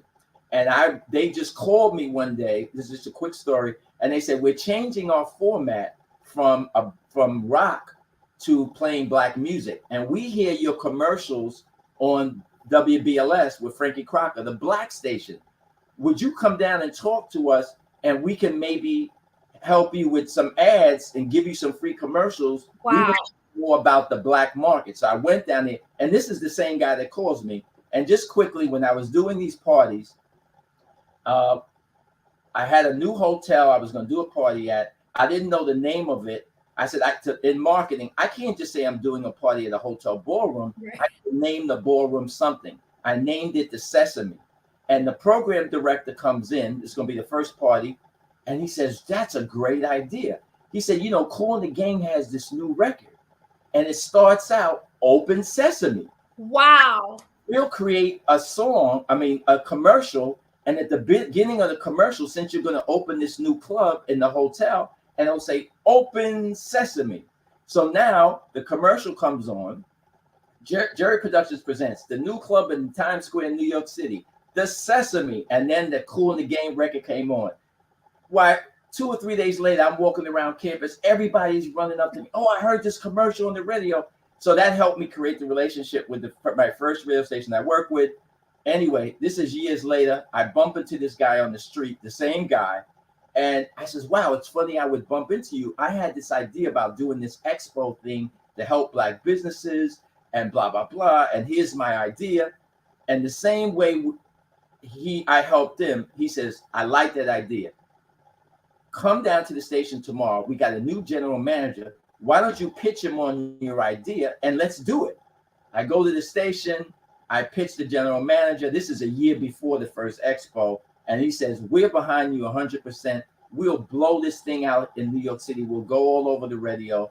And that was the first expo. Now, that was in 1988, but we didn't do the event in 1989. And it was a huge success. And once again, the pitfalls the night before are, I sold all the booth space out, but I don't know if people are going to come because people in New York City, they didn't know anything about no Black Expo, but I got a big audience to draw from. And I wake up that April morning, it's April 11th, and I look out of my window and it's snowing in April. Wow. And I was like, oh no, of all days, it's going to be a failure. It's snowing in April. Nobody's going to come now. So I go down to the venue. Luckily, by, I would say, 10, 11 o'clock, it stopped snowing, so it was a dusting. But still, the snow in April is bad. But people came out, and that Sunday was sunny, it was beautiful, and it was jam-packed. And I had the same experience with the expo that I did with parties. At the end of the expo, the exhibitors were coming up to me. Oh, this is great. When is it next year? Oh, well, I heard about this expo. I'm from Philadelphia. You need to bring this to Philadelphia. Oh, you know, I called my cousin on the phone and he has a business in Atlanta. And I was telling him about this thing. You should do this in Atlanta. So all of that inspired me. And of course, the way my brain worked, I would say within 48 hours after I rested, I was like, I could actually do this in other places. And 2 weeks later, I was on a plane to Atlanta to meet with some people I knew there to plan on taking it to Atlanta. One of the people who worked at the radio station at the time in New York, who was the promotions guy, he was recruited to go to a station in Philadelphia. So he called me and said, hey, I'm not at KISS anymore. I'm at Power 99 in Philadelphia. I want to set up a meeting for you to come down here to set it up. Then I knew some people at DC, and they said, oh, man, I heard that you did this expo in New York. I know the guy that just bought the radio station here in DC, and he's actually from New York. I can set up a meeting with him if you want to come down to DC. And so that's how I went from one city to 4 in 1990. So the second year I did New York, Philadelphia, Washington, and Atlanta. Wow. I'm mindful of the time, and I don't want us to get kicked off before I ask you this question. So we have a lot of entrepreneurs and small, medium business, large business. We have a lot of folks who are watching and definitely learning. I think this is a masterclass in just being a business owner and kind of following your vision and executing on it. And I wonder if you had any encouragement for those who are maybe they're new to business. But just any encouragement or motivation or a word of advice that you'd be willing to share with us. Sure. Well, in terms of, advice and motivation, first of all, you could read a book, but there's nothing like experience. There's nothing like taking the dare. So if you want to do something as an entrepreneur, I would say, number one, get your feet wet, but do it on a small scale. Have a backup plan, and just go for it. If you make a mistake, it's okay. People learn by their mistakes, and there's nothing wrong with falling down as long as you get back up.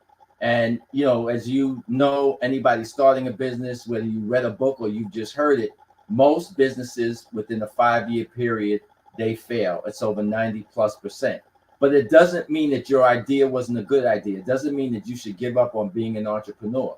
So whether you have a job or you go back to working on a job, you can do your business at night. You could do it on the weekends.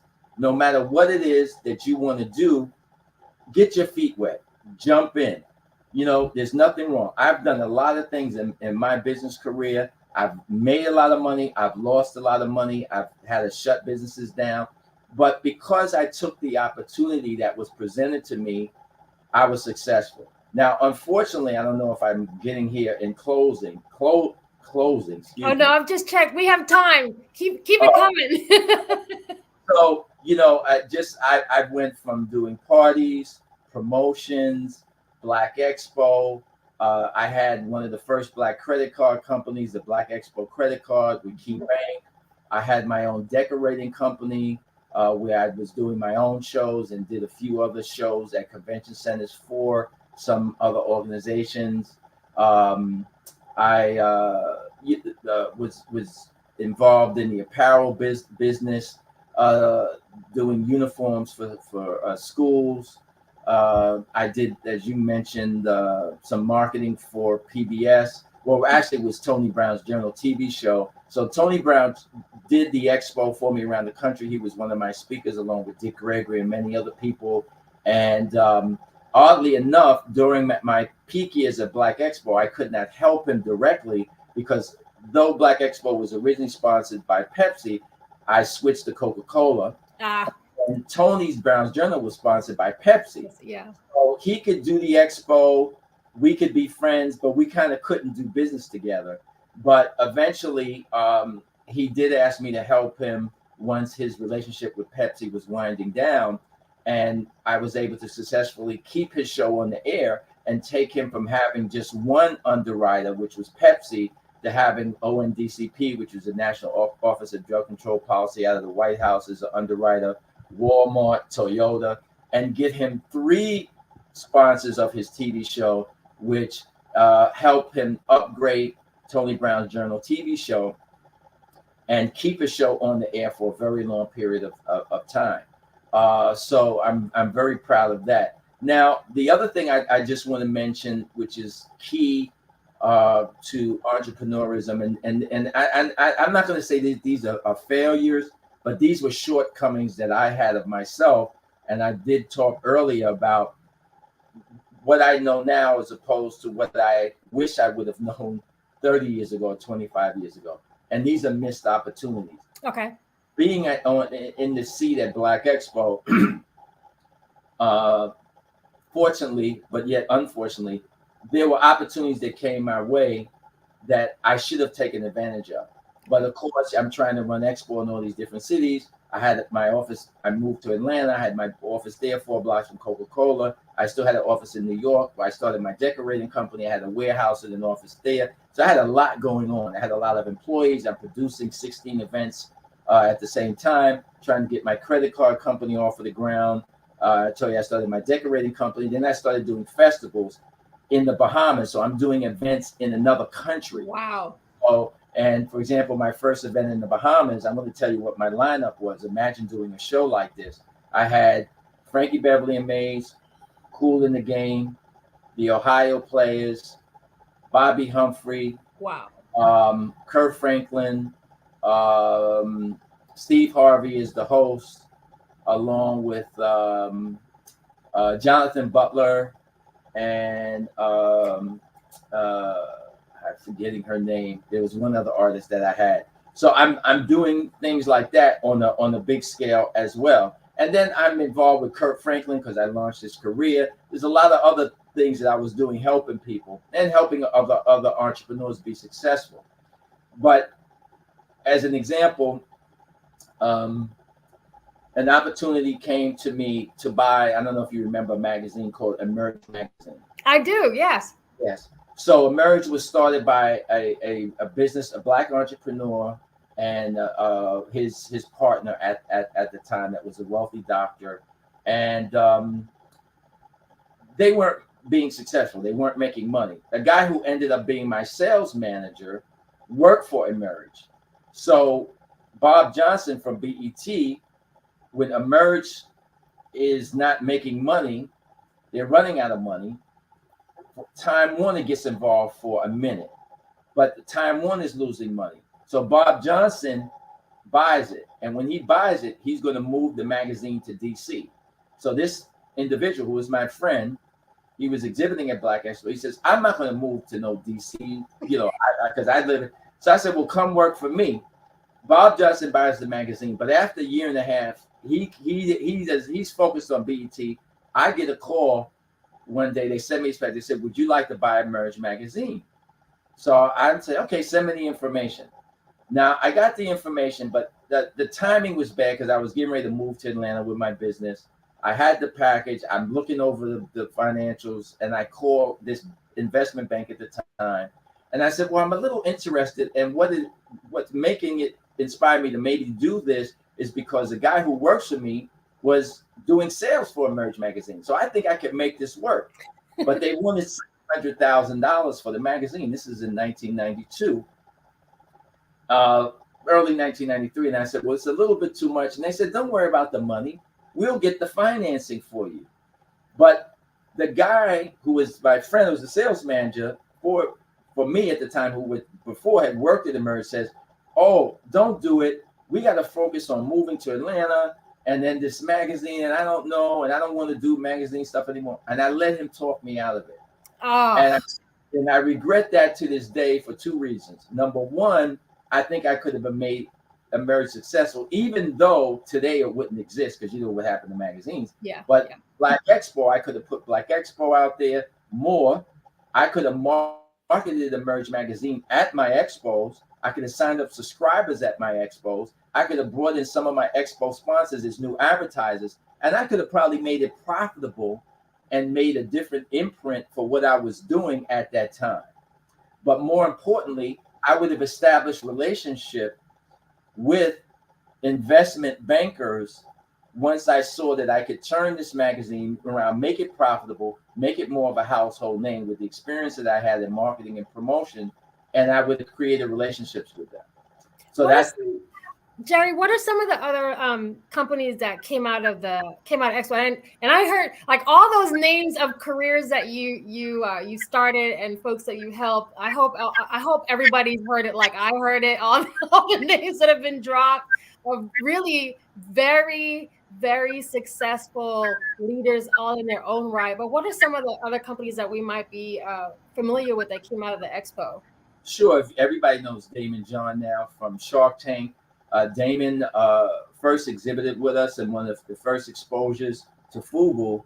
Before there was FUBU even a company, he and his friends were sewing things with his mom at their house, doing skull caps and little things, sewing FUBU on it. And they came to our show in Atlanta, and they made up some things and they sold them. Though they were from Queens, they knew about the New York Expo, so they traveled to Atlanta. They almost sold out of everything they had, and it really inspired them. And they did some of the expos. So, I mean, he said on many interviews many years ago that, you know, Black Expo inspired them to keep striving, that helped inspire FUBU to become what FUBU was. Cross Colors Clothing, which started the urban clothing trend. So out of Cross Colors, you got Sean John, you got Fat Farm, you got Rockaway.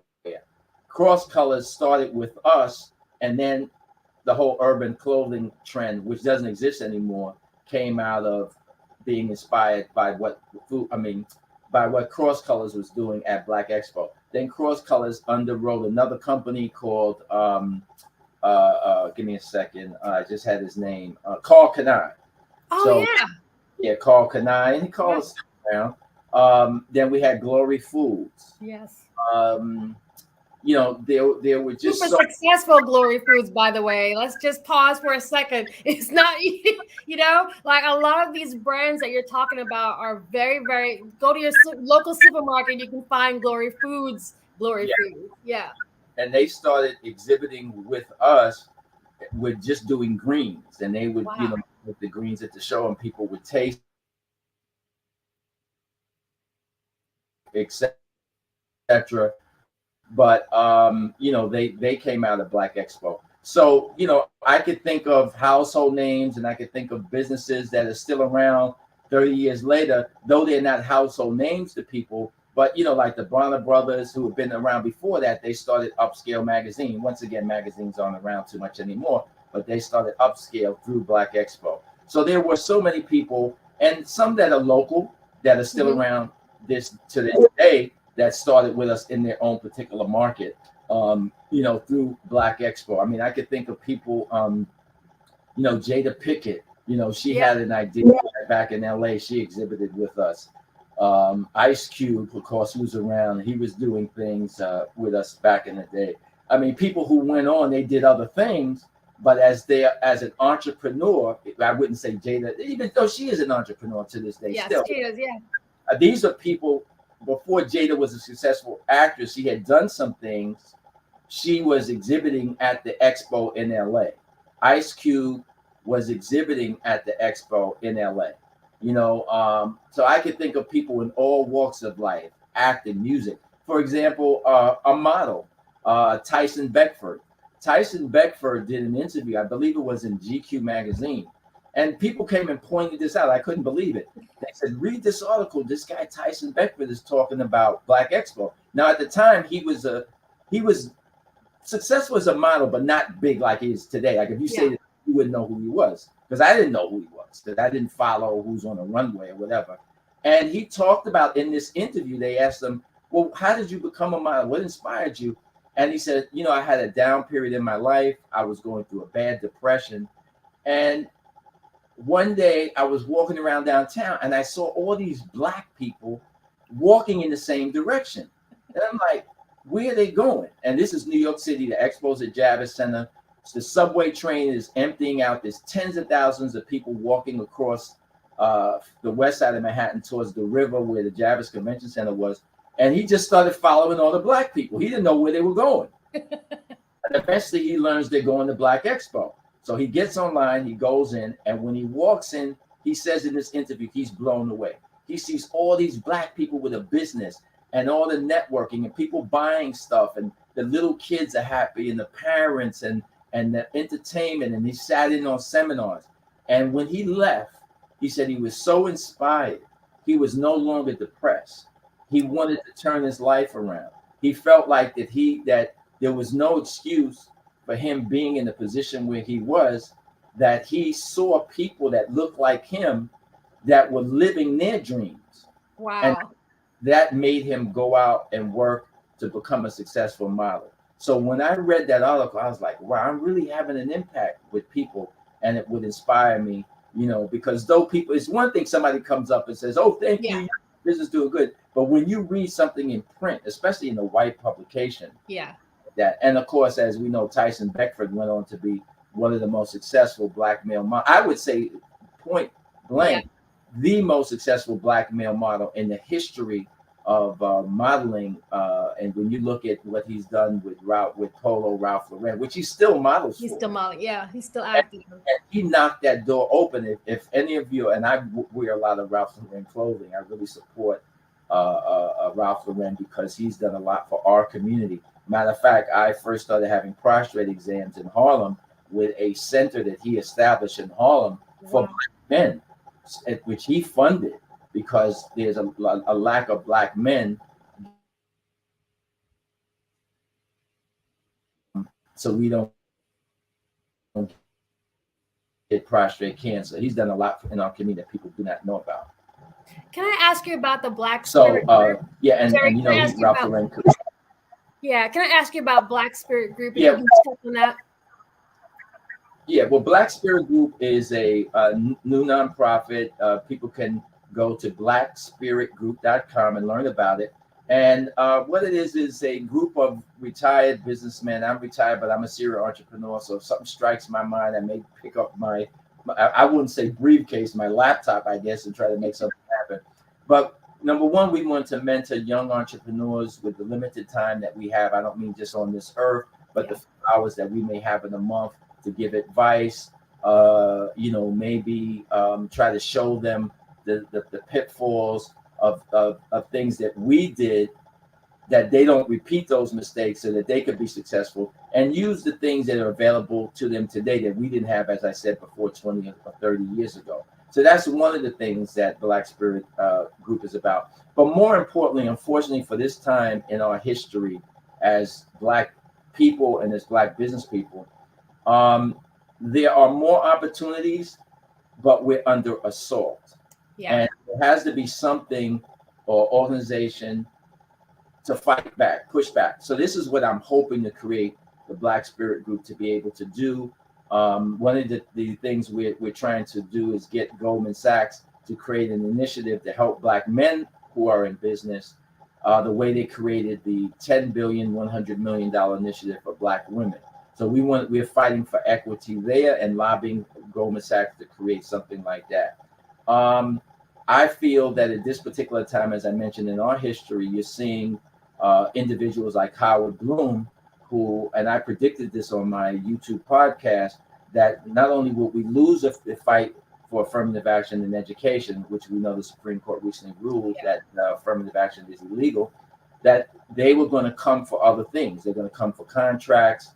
They're going to come for equity when it comes to participation in business or anything else. And we're now seeing that come to fruition. We're just after this ruling, which just took place a few months ago. It's actually less than a little over 90 days. Yeah. We're now seeing that Howard Bloom has sent letters to law firms saying that they need to get rid of any programs, internships or the like that help, whether you're a Black student, they're giving you a fellowship if you're in law school, or they are doing any recruitment, whether it's at an HBCU, or they just, are some way participating, let's say in the Urban League job fair. We know that Stephen Miller, who worked for the former president, has sent out letters to colleges saying, if we see you using any efforts to recruit Black students, we're going to sue you. Yeah. We know that they're already doing. Stephen Miller has gone up against the federal government trying to help Black farmers. Well, the next big wave is going to be anything that the government does, a business does to help a Black business. I'm predicting this. Yeah. Miller's group has went after Kellogg. Stephen Miller's group has sent letters to Kellogg's because they have a program to recruit Black chefs to help create things for their product line. So anything that helps Black business people, Black students, other than if you want to go into the military and you want to die for this country, then, that's okay. We'll recruit young Black men to go off to war, as I was, when I was growing up during the Vietnam War.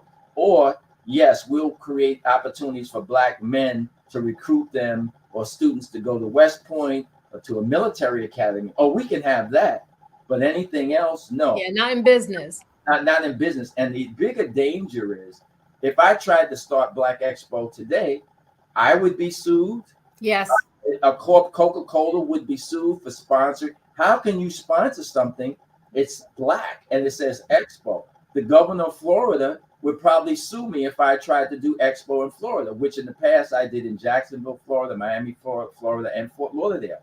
They would say that it's a discriminatory event. They would write letters to the company, the corporations that are participating, and threaten them, as he did when the American Hockey League was having a trade show, and they were setting up saying, we want to recruit Blacks to be more involved in hockey, to watch it. We're trying to hire Black people to do marketing. The teams need to have Black people working in their front offices. Well, the governor of the state of Florida wrote them letters and said, if you bring this to the state of Florida, when you have your All-Star game, that we may file a lawsuit against you. That's discriminatory. Yeah. So this is where the country is going. And I'm hoping that Black Spirit, once I can raise some money and do something, we can be an arm to push back and fight against those things. Because unfortunately, I'm just going to speak frankly here. Yeah. The Urban League, the NAACP is not going to do it. Unfortunately, Reverend Jackson, who used to take on some of these things, and I worked with his Operation Push back in the day, and because of Jesse Jackson, I was able to get money for Tony Brown's Journal. I was able to get money for Black promoters, and we got the Budweiser Superfest. We know Reverend Jackson is not in good health, and he can't fight anymore. Al Sharpton is focused on other things. We don't have anybody out there pushing back. You don't hear anything. No, we don't. Yeah. So that's what I'm hoping Black Spirit can do. because we are going to be in a lot of trouble. Thank God Joe Biden is trying to do what he is doing with the Build Back Better bill. Trillions of dollars going into infrastructure over the next 10 years. And within those bills, the money goes to the states, the contractors, they have to hire a certain number of minority contractors, new contractors, and they have to have minority employees on the job. But, you know, I hope Joe Biden wins the next election, but I guarantee you that if the Republicans get back in office, it's going to be gone. It's all that stuff with executive order. They're going to sign that away. So we really need to be in a position to push back against these things, because we Black people, again, in our history, have a new target on our back. It's very dangerous. Is there a particular type of business that will qualify for Black Spirit Group? No, it's open to anybody. I don't care what, even if you don't have a business, you have an idea that you want to start a business. And one of the things I said that I hope to be able to do, if I can build this into an organization, is by being a member. Let's say if we make the membership $10 or $15 a year, you don't have to have a business, but by making that donation, once we set up to accept donations and you become a member, you can whether go online and look at the newsletter to find Black businesses in your community. That $15 a year, you don't own the business, but you're supporting Black businesses by helping us. Oh, got it. Yeah. What we're doing. Because if we can raise enough money or find attorneys to fight and file lawsuits against some of these individuals, it's going to take money. And hopefully we'll get some wealthy Black individuals to support this, because the way I'm not an attorney, but to me, the Stephen Millers, the Michael Blooms of the world. And then remember, these people have wealthy billionaires giving them money. Stephen Miller has 3 different law firms backing him up with these lawsuits. And Michael Bloom, the same thing. He has a group of law firms, not a lawyer, law firms that help him. Otherwise, he wouldn't have got to the Supreme Court. Yeah. As I said, I'm not a lawyer, but I think it can be proven through discovery, but it's outright anyway, that these individuals have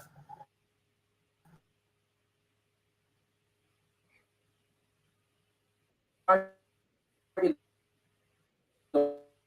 the back of one group of people. That's us as Black people. The same way they're picking out Asians, and the same way that they are selecting Asians as a model to use against us, we know that they are specifically choosing us based on our race. So that in itself is discrimination. How can you pick a group of people and say, I'm going to tear apart, whether you say it's an advantage or not, everything against them? You're coming after a specific group of people based on color, not a class, not a gender, not a religious group. You're attacking us based on our color. And I think all Black people are defendants and should benefit from any damages that we get, because whether it's in education, business, job opportunities, we are being hurt. Your children, future generations are being hurt because you're singling out a group of people based on their color to impede the bad behavior. Right. So in other words, I hate to cut in, but we're definitely going to have to bring you back, because like I said, I feel like this has been such an honor, first of all, just to get your perspective on your journey, your history. There are a lot of us who have been impacted one way or the other. As I was thinking about Black Expo, I was one of those people in Philly back in the day who, yeah. So for me, it just came to me like, wow, this is actually that Jerry. So I'm so honored, and we're so grateful for everything that you've done for our communities. We're all benefiting, including the Black Business Network. Because like I said, without Black Expo, none of us would be here. So I definitely honor your time and honor your service and everything that you've done for us. And I definitely want to hear more. Y'all, please check out the blackspiritgroup.com site so you can learn more about that program. And with that, I think I'm passing it to Dr. Kelly. But I just want to make sure I give you a quick Thank you so much for this historical interview and a conversation and sharing everything with us. Yes, Shelly, please, thank you so much.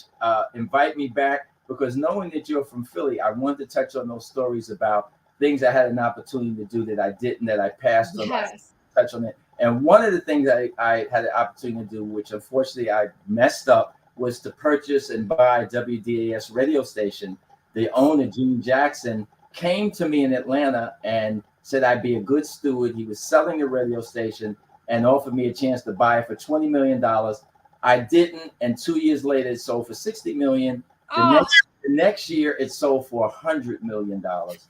So you talk about being upset, but that's a whole nother story. I had an opportunity to build a hotel in Miami Beach because the city gave me the property to build the hotel, and that's a whole nother story. But anyway, I would love to share those stories, because absolutely need to hear missed opportunity. I could write a whole chapter in the book about missed opportunities.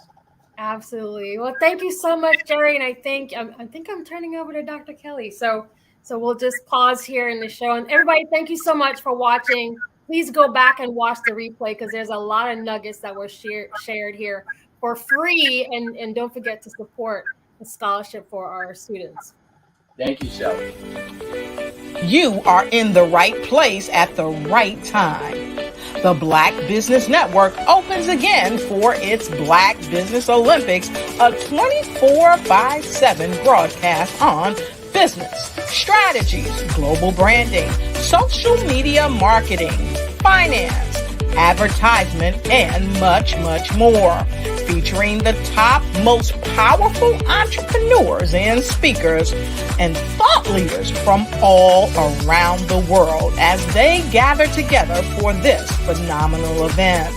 Join the Black Business Network streaming live into the metaverse, STEM City, USA, Black Multiverse, Pod TV, Roku, Hulu, iHeartRadio, Apple TV, YouTube, TikTok, Instagram, Google Podcasts, Facebook, LinkedIn, IBM TV, Spotify, and Twitch. Tune in today and be a part of this amazing movement.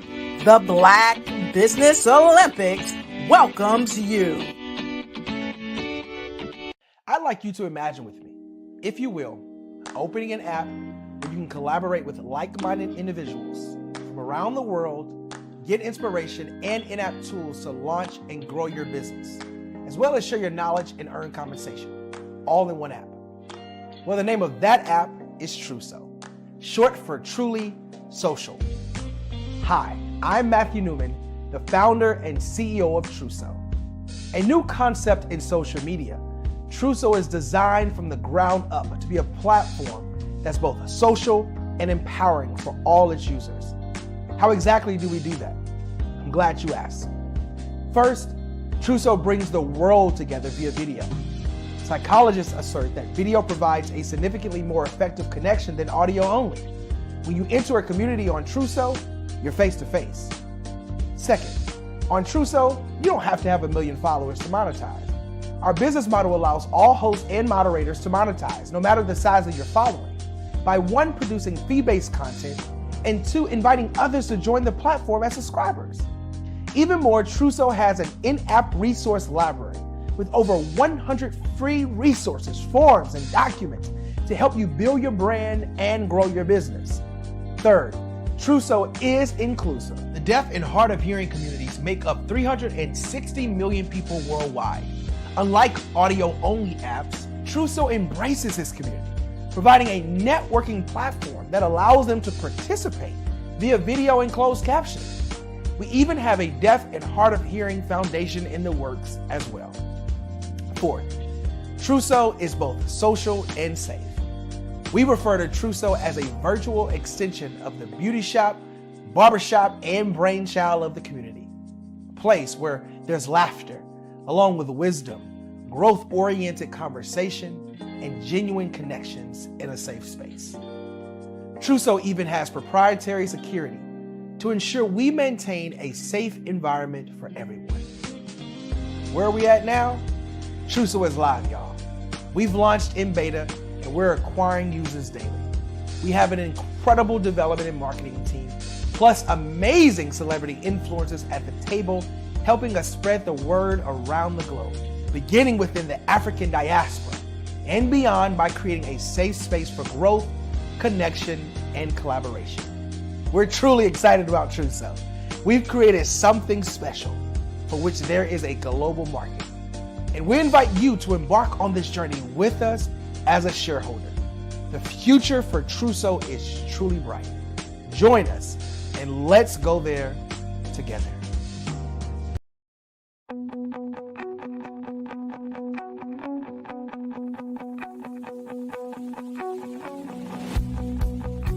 I am Black business. From the moment I wake until the time I sleep. Yes, I am Black business. I am Black business. Tell me, are you Black business? I am Black business. Do you support Black businesses? Listen, I support Black business because I am Black business. Black Business Expo, one of the largest business showcases in the history of Black business in the world. The world.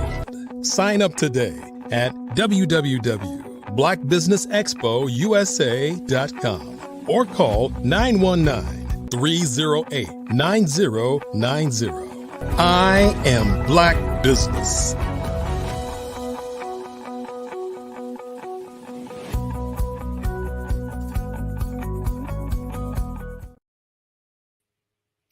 Good morning. Welcome back. All right. So this is Shelly Jeffcoat. I'm also known as Mrs. Pie. I'm CEO of LCM Group. I am your business moderator for this morning on the Black Business Network. The Black Business Network is a 24-hour business network showcasing Black businesses, Black business owners, entrepreneurs, and thought leaders worldwide. We have speakers from here in the United States, cities all across the US, London, Singapore, Africa, and Japan. And this is a global community sharing its business knowledge to empower, inspire, and educate businesses about business. Today, we're actually trying to raise money for scholarships. So please make sure that you visit our website so that you can participate in that way as well. And I am really excited to have this conversation. Our next guest is Jackson Crisp. He is from the NFL with the New York Jets. We're going to be talking about providing high-level project management services to elite companies. Jackson's journey has been both diverse and inspiring, and we love that. He's dedicated to impactful causes like Unsilenced Voices and the NFL alumni. Jackson merges experience with empathy in providing high-impact talks. I'm really excited. Today he's going to be sharing his insights on influential speaking. So please help me welcome Jackson Crisp. Hey, Shelly, thank you. How are you? Very good. Very good. Thanks for having me on again. Oh, yeah, I'm so excited. This conversation I think this is one of those, again, conversations. Please, we've got parents watching, make sure you have your kids come back and catch some of this replay, because this is going to help not just business owners, but also a lot of teen entrepreneurs and younger individuals who are trying to come into business. But I definitely want to get some thoughts and ideas, and I have a lot of questions for you. So the first thing I wanted to do is I wanted to understand what you're defining as influential speaking, and how do you describe that speaking style? Like, what would that be for you? For me, it's connected, passionate, and direct with a purpose. Ooh. Right? And so those are all some pretty big words, but that's in terms of generally, that's it. And you have different types of audiences, you have different topics, you have different agendas in terms of who you're speaking with or for. And the one thing that's a common thread through all that's your passion, right? So that's what emotional and passionate connecting with your audience, and you won't go wrong. So over deliver on the passion and connecting with that audience, and everything else will sort of work itself out. So this is really key. You know, so a lot of times I meet, especially entrepreneurs, and they're really passionate, or you know, they've stepped into like the purpose of what they want to do, right? And there's a lot of passion behind it. But in practical methods, you still have to be able to communicate your vision and connect. To your point, you have to connect with your audience, and also connecting with your clients. Quite frankly, some folks have to learn how to connect with investors, right? So you can get the business up and running. So I was thinking about influential speaking and how you frame that out. So again, it's not just business, but when you're thinking about coaching people on influential speaking, do you find that you have to define, like, you know, when and where you use it, and what are some of the conversations that you have with your clients around that? Yeah, so there's what I'm going to forget this right now, but cause, there are different types of speaking. You're motivating, right? Or you're teaching, or you're speaking for a cause, right? So each types of those, whatever your agenda is in terms of what you're speaking on, are going to require different types of things in terms of or different types of incorporations into your speech, and calls to action in terms of what you want your audience to do or feel after that speech. Every time you talk, there should be a reason or a purpose behind that, a call to action.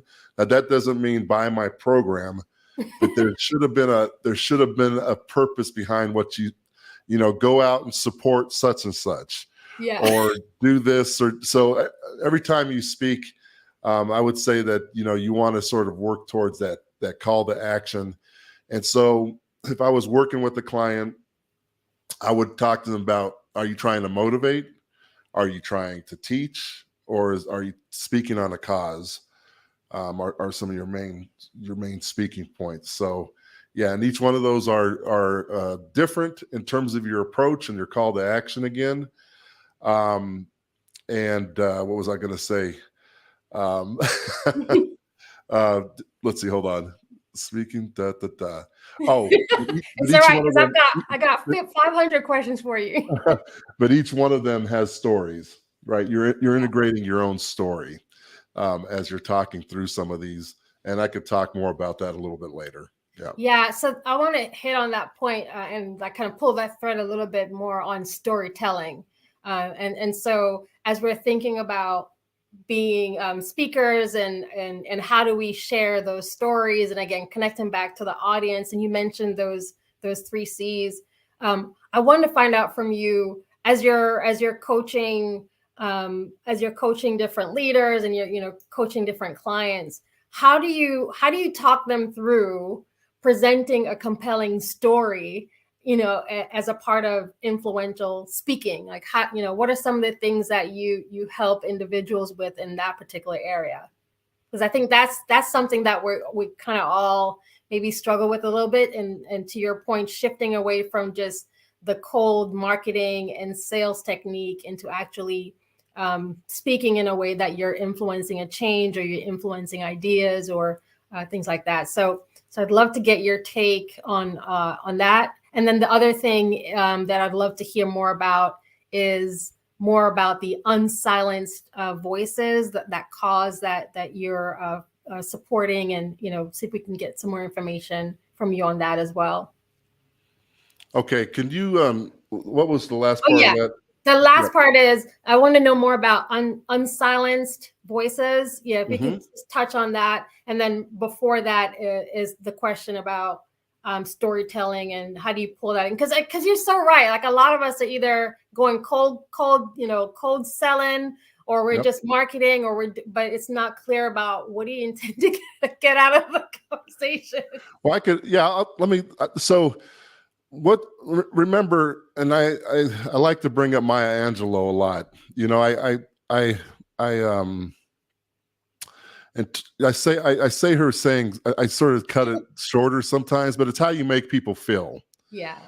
Right. And that's what storytelling does. We're we all experience the same things and all that. And so when you strike into nerves, where someone's feeling something, and you can explain it and bring it into their emotional, get them into an emotional state and start talking about it, that's where you really start connecting. So storytelling is that, right? And then what you want to do is you want to have a point or bring about what you're trying to portray to your audience or educate them on within that story, right? And it's going to stick a lot harder, and the audience will remember that a lot more.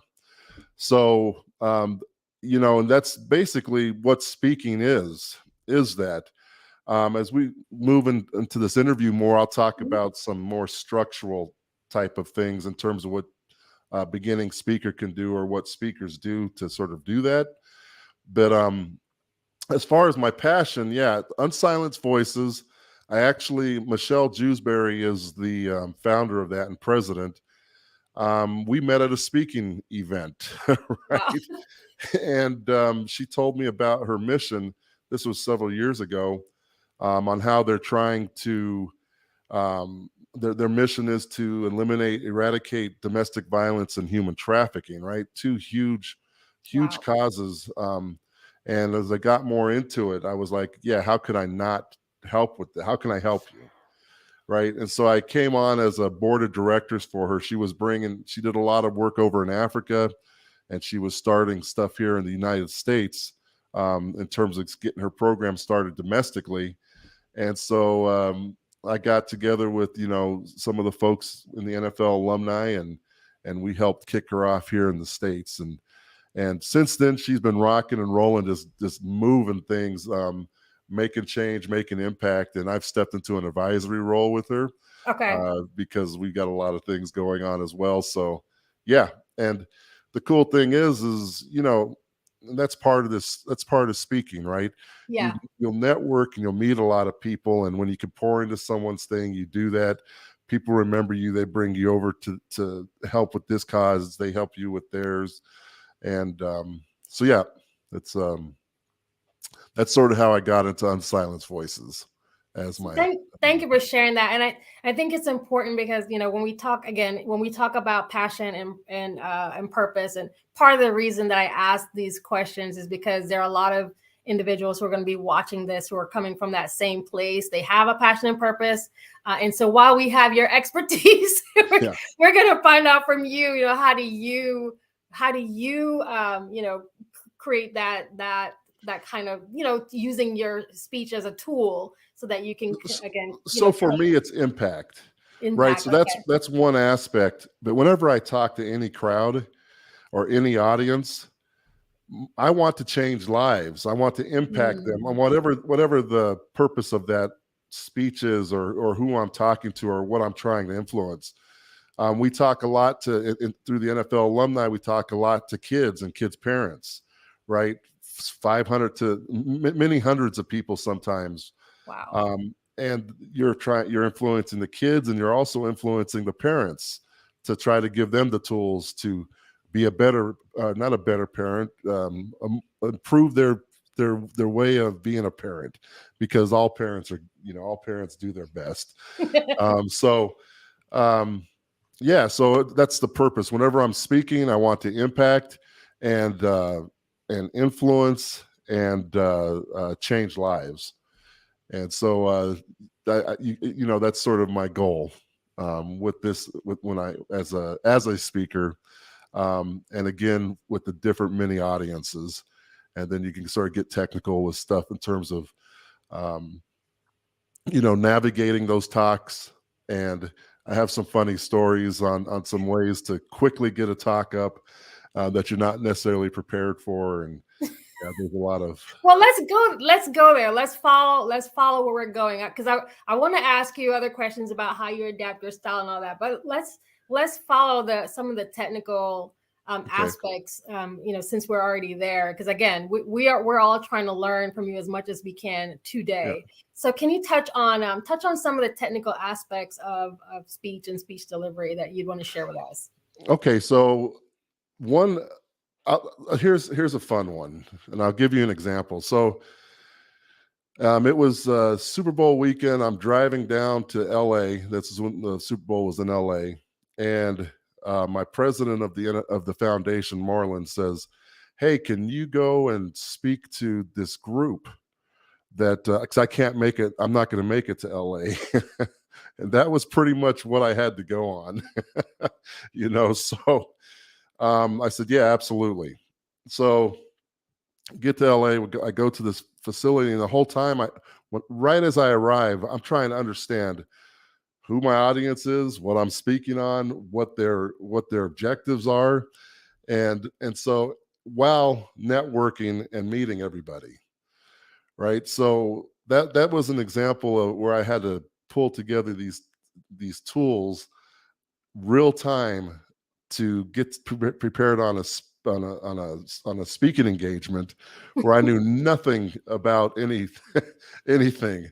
And so that's what I did. I went there and I'm assessing, I'm meeting everybody, who's the host, what's the topic about, what's my audience like, what's the audience, dynamic.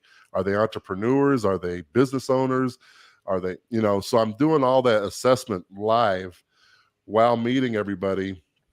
And then in my head, I'm pulling together. So here's a huge hint for the audience, or a tip is, I call them story chunks, right? So in my mind, I might have 20 or 30 stories of my past that are about 7-minute stories that you can wrap a purpose around, have these cool stories sort of stuck in your head. So if I pull out 1, 2, 3 of these things, I have a 21-minute talk, right?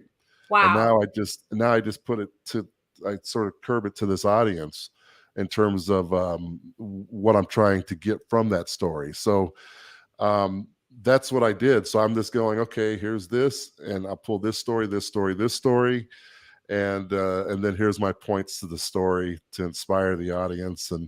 And my call to action is, if you want to get in touch with the NFL alumni to work with us, here's how you do that, right?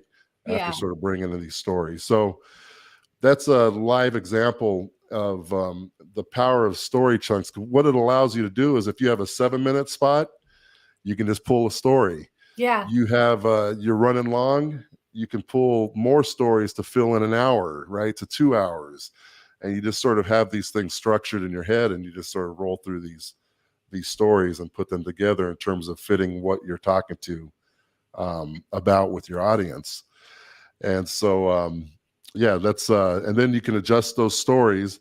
So a lot of my a lot of stories are around sports, challenges with businesses and startups and systems and process when things don't go right, how to, I have all these stories. And then you relate it to your audience. Right. So if I'm talking to an audience that's not sports people, everyone understands aspects of these intense things that happen. So I just relate it back to a business owner or a CEO, or these challenges that they have in terms of a story that I might be talking about with football or something like that. That's amazing. I think I'm going to be stealing, borrowing, and leveraging the story chunks idea. And I think, another thing I was thinking that also helps with nerves for folks, maybe because there are a lot of folks who are, they will not step out on the adventure of speaking in public, or they'll just make an excuse. I can't speak in public. But your idea or your strategy of using story chunks is perfect for that. Don't you think?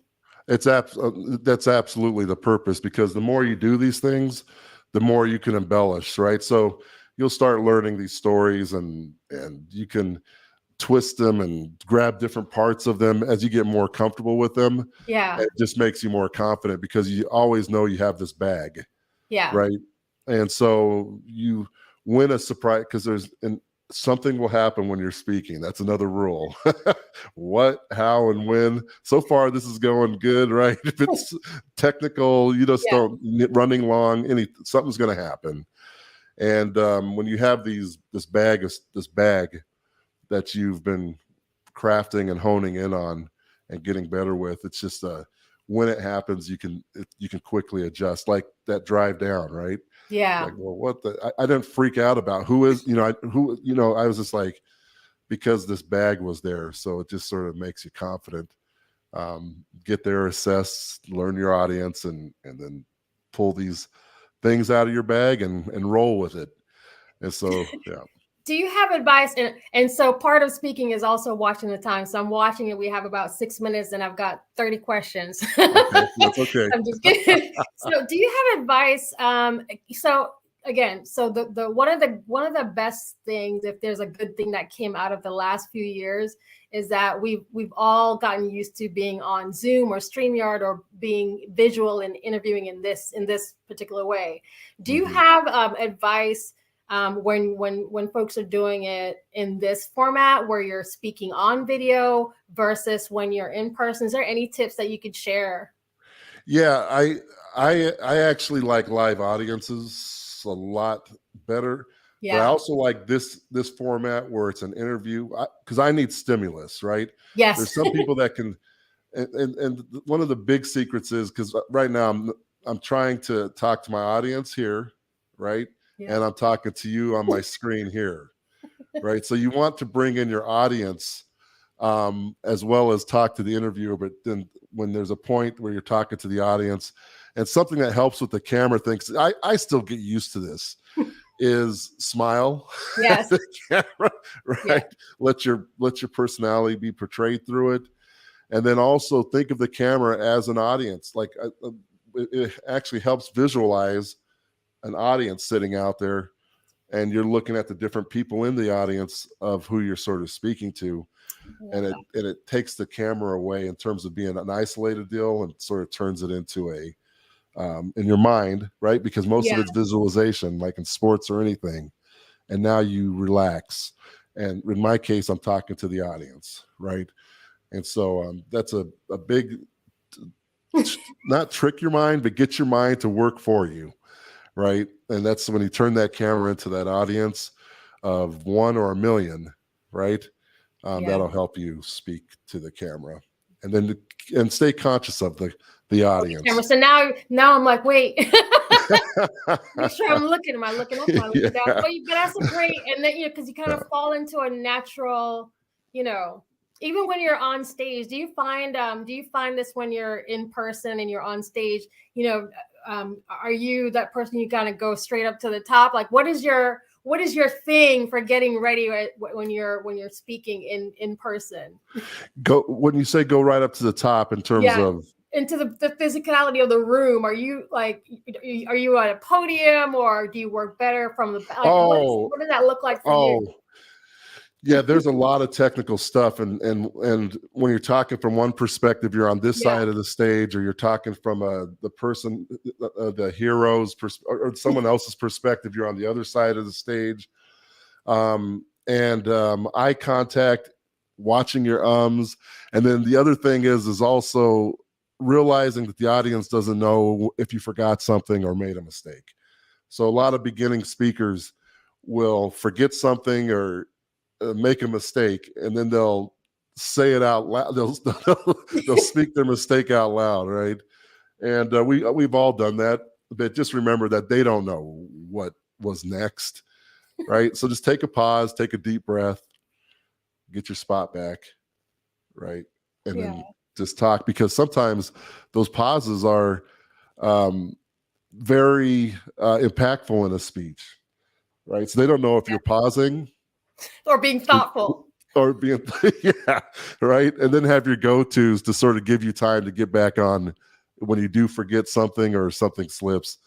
Have a statement or something you say that you can say to the audience, like, yes, yes, right? And you're looking around, and then you're giving yourself time to get back on track in your head if you forget something. So, yeah. Is there a way that folks can connect with you, or how, if they wanted to, improve their skills, how do people connect with you? So right now I'm starting to take on more speaking gigs for events and corporations and events, corporations, and kids, like for schools and stuff like that. And they can reach me at jackson.coach. So it's www.jackson.coach is where anyone can reach me. And there you can exchange contact information with me. You can look at I'm getting ready to start a mastermind. And like I said, I'm starting to do more speaking engagements. Right now I'm doing a startup, as I've talked about on this station before, that has a lot of my time, but I still always make time for these personal development and speaking types of engagements. So wow, that is so amazing. I wish I had I wish I had more of your time, because again, selfishly, as you know, someone who speaks a lot, I would definitely love to hear more. I love your perspective. I am gonna be using some. I think a lot of us again are gonna be using the tips that you share. I never thought about, again, the stories story in chunks, chunks, right? Story chunks, 7 minutes. So if y'all don't take anything out of it, I want you to get two things: story chunks and his email address, his website. Go to www.jackson.coach. We're so thankful for your time, and you know, hopefully I'll get to talk to you again in the future. I'll be stalking you online to see how you're doing in business as well. Well, it was very fun. It was a very fun interview. Thank you very much. Thank you. Very good meeting you. Awesome. You too. Thank you. Thank you, Black Business Network. Please don't forget, everybody who's watching, to support, support kids, right? We're trying to raise money for scholarship for kids. And so, you know, please make sure you go to the website and support our kids. Very much. Thank you for having me again. Absolutely. All right.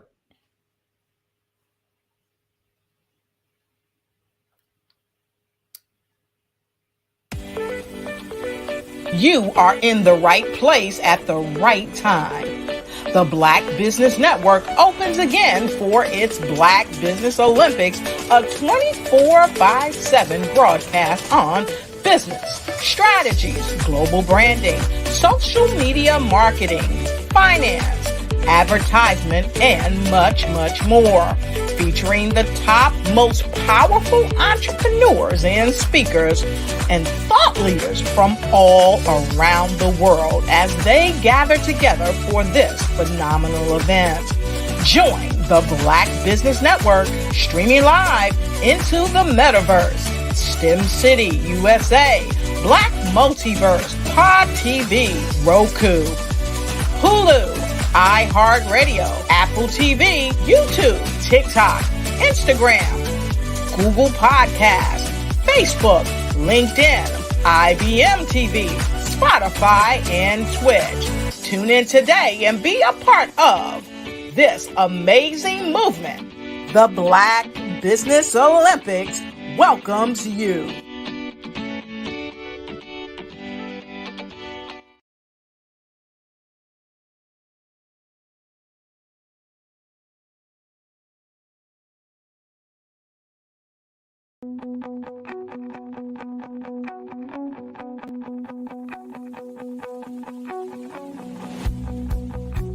I am Black Business.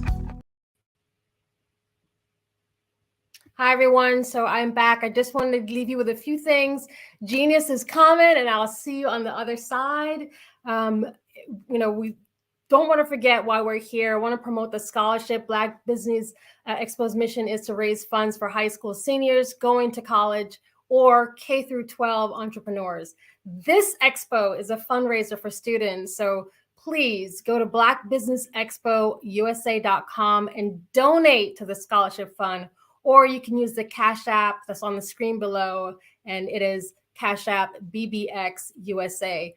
Listen, our goal is to give laptops and up to $5,000 to 10 students. And students, you can register online at blackbusinessexpousa.com. Every dollar counts. So we want to remind you to donate to the scholarship fund. And I also want to take this time to make sure that we thank our Black Business Expo USA sponsors. We have 12 sponsors. And so I just want to make sure that we thank all of our sponsors for this month, for this year. And don't forget, Genius is coming, and I'll see you on the other side.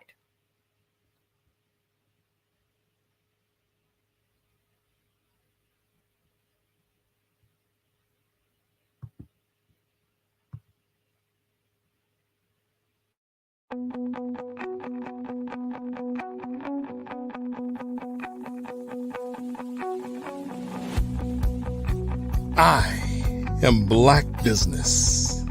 From the moment I wake until the time I sleep. Yes, I am Black business. I am Black business. Tell me, are you Black business? I am Black business. Do you support Black businesses? Listen, I support Black business because I am Black business. Black Business Expo, one of the largest business showcases in the history of Black business in the world. The world! Sign up today at www.blackbusinessexpousa.com or call 919-308-9090. I am Black business.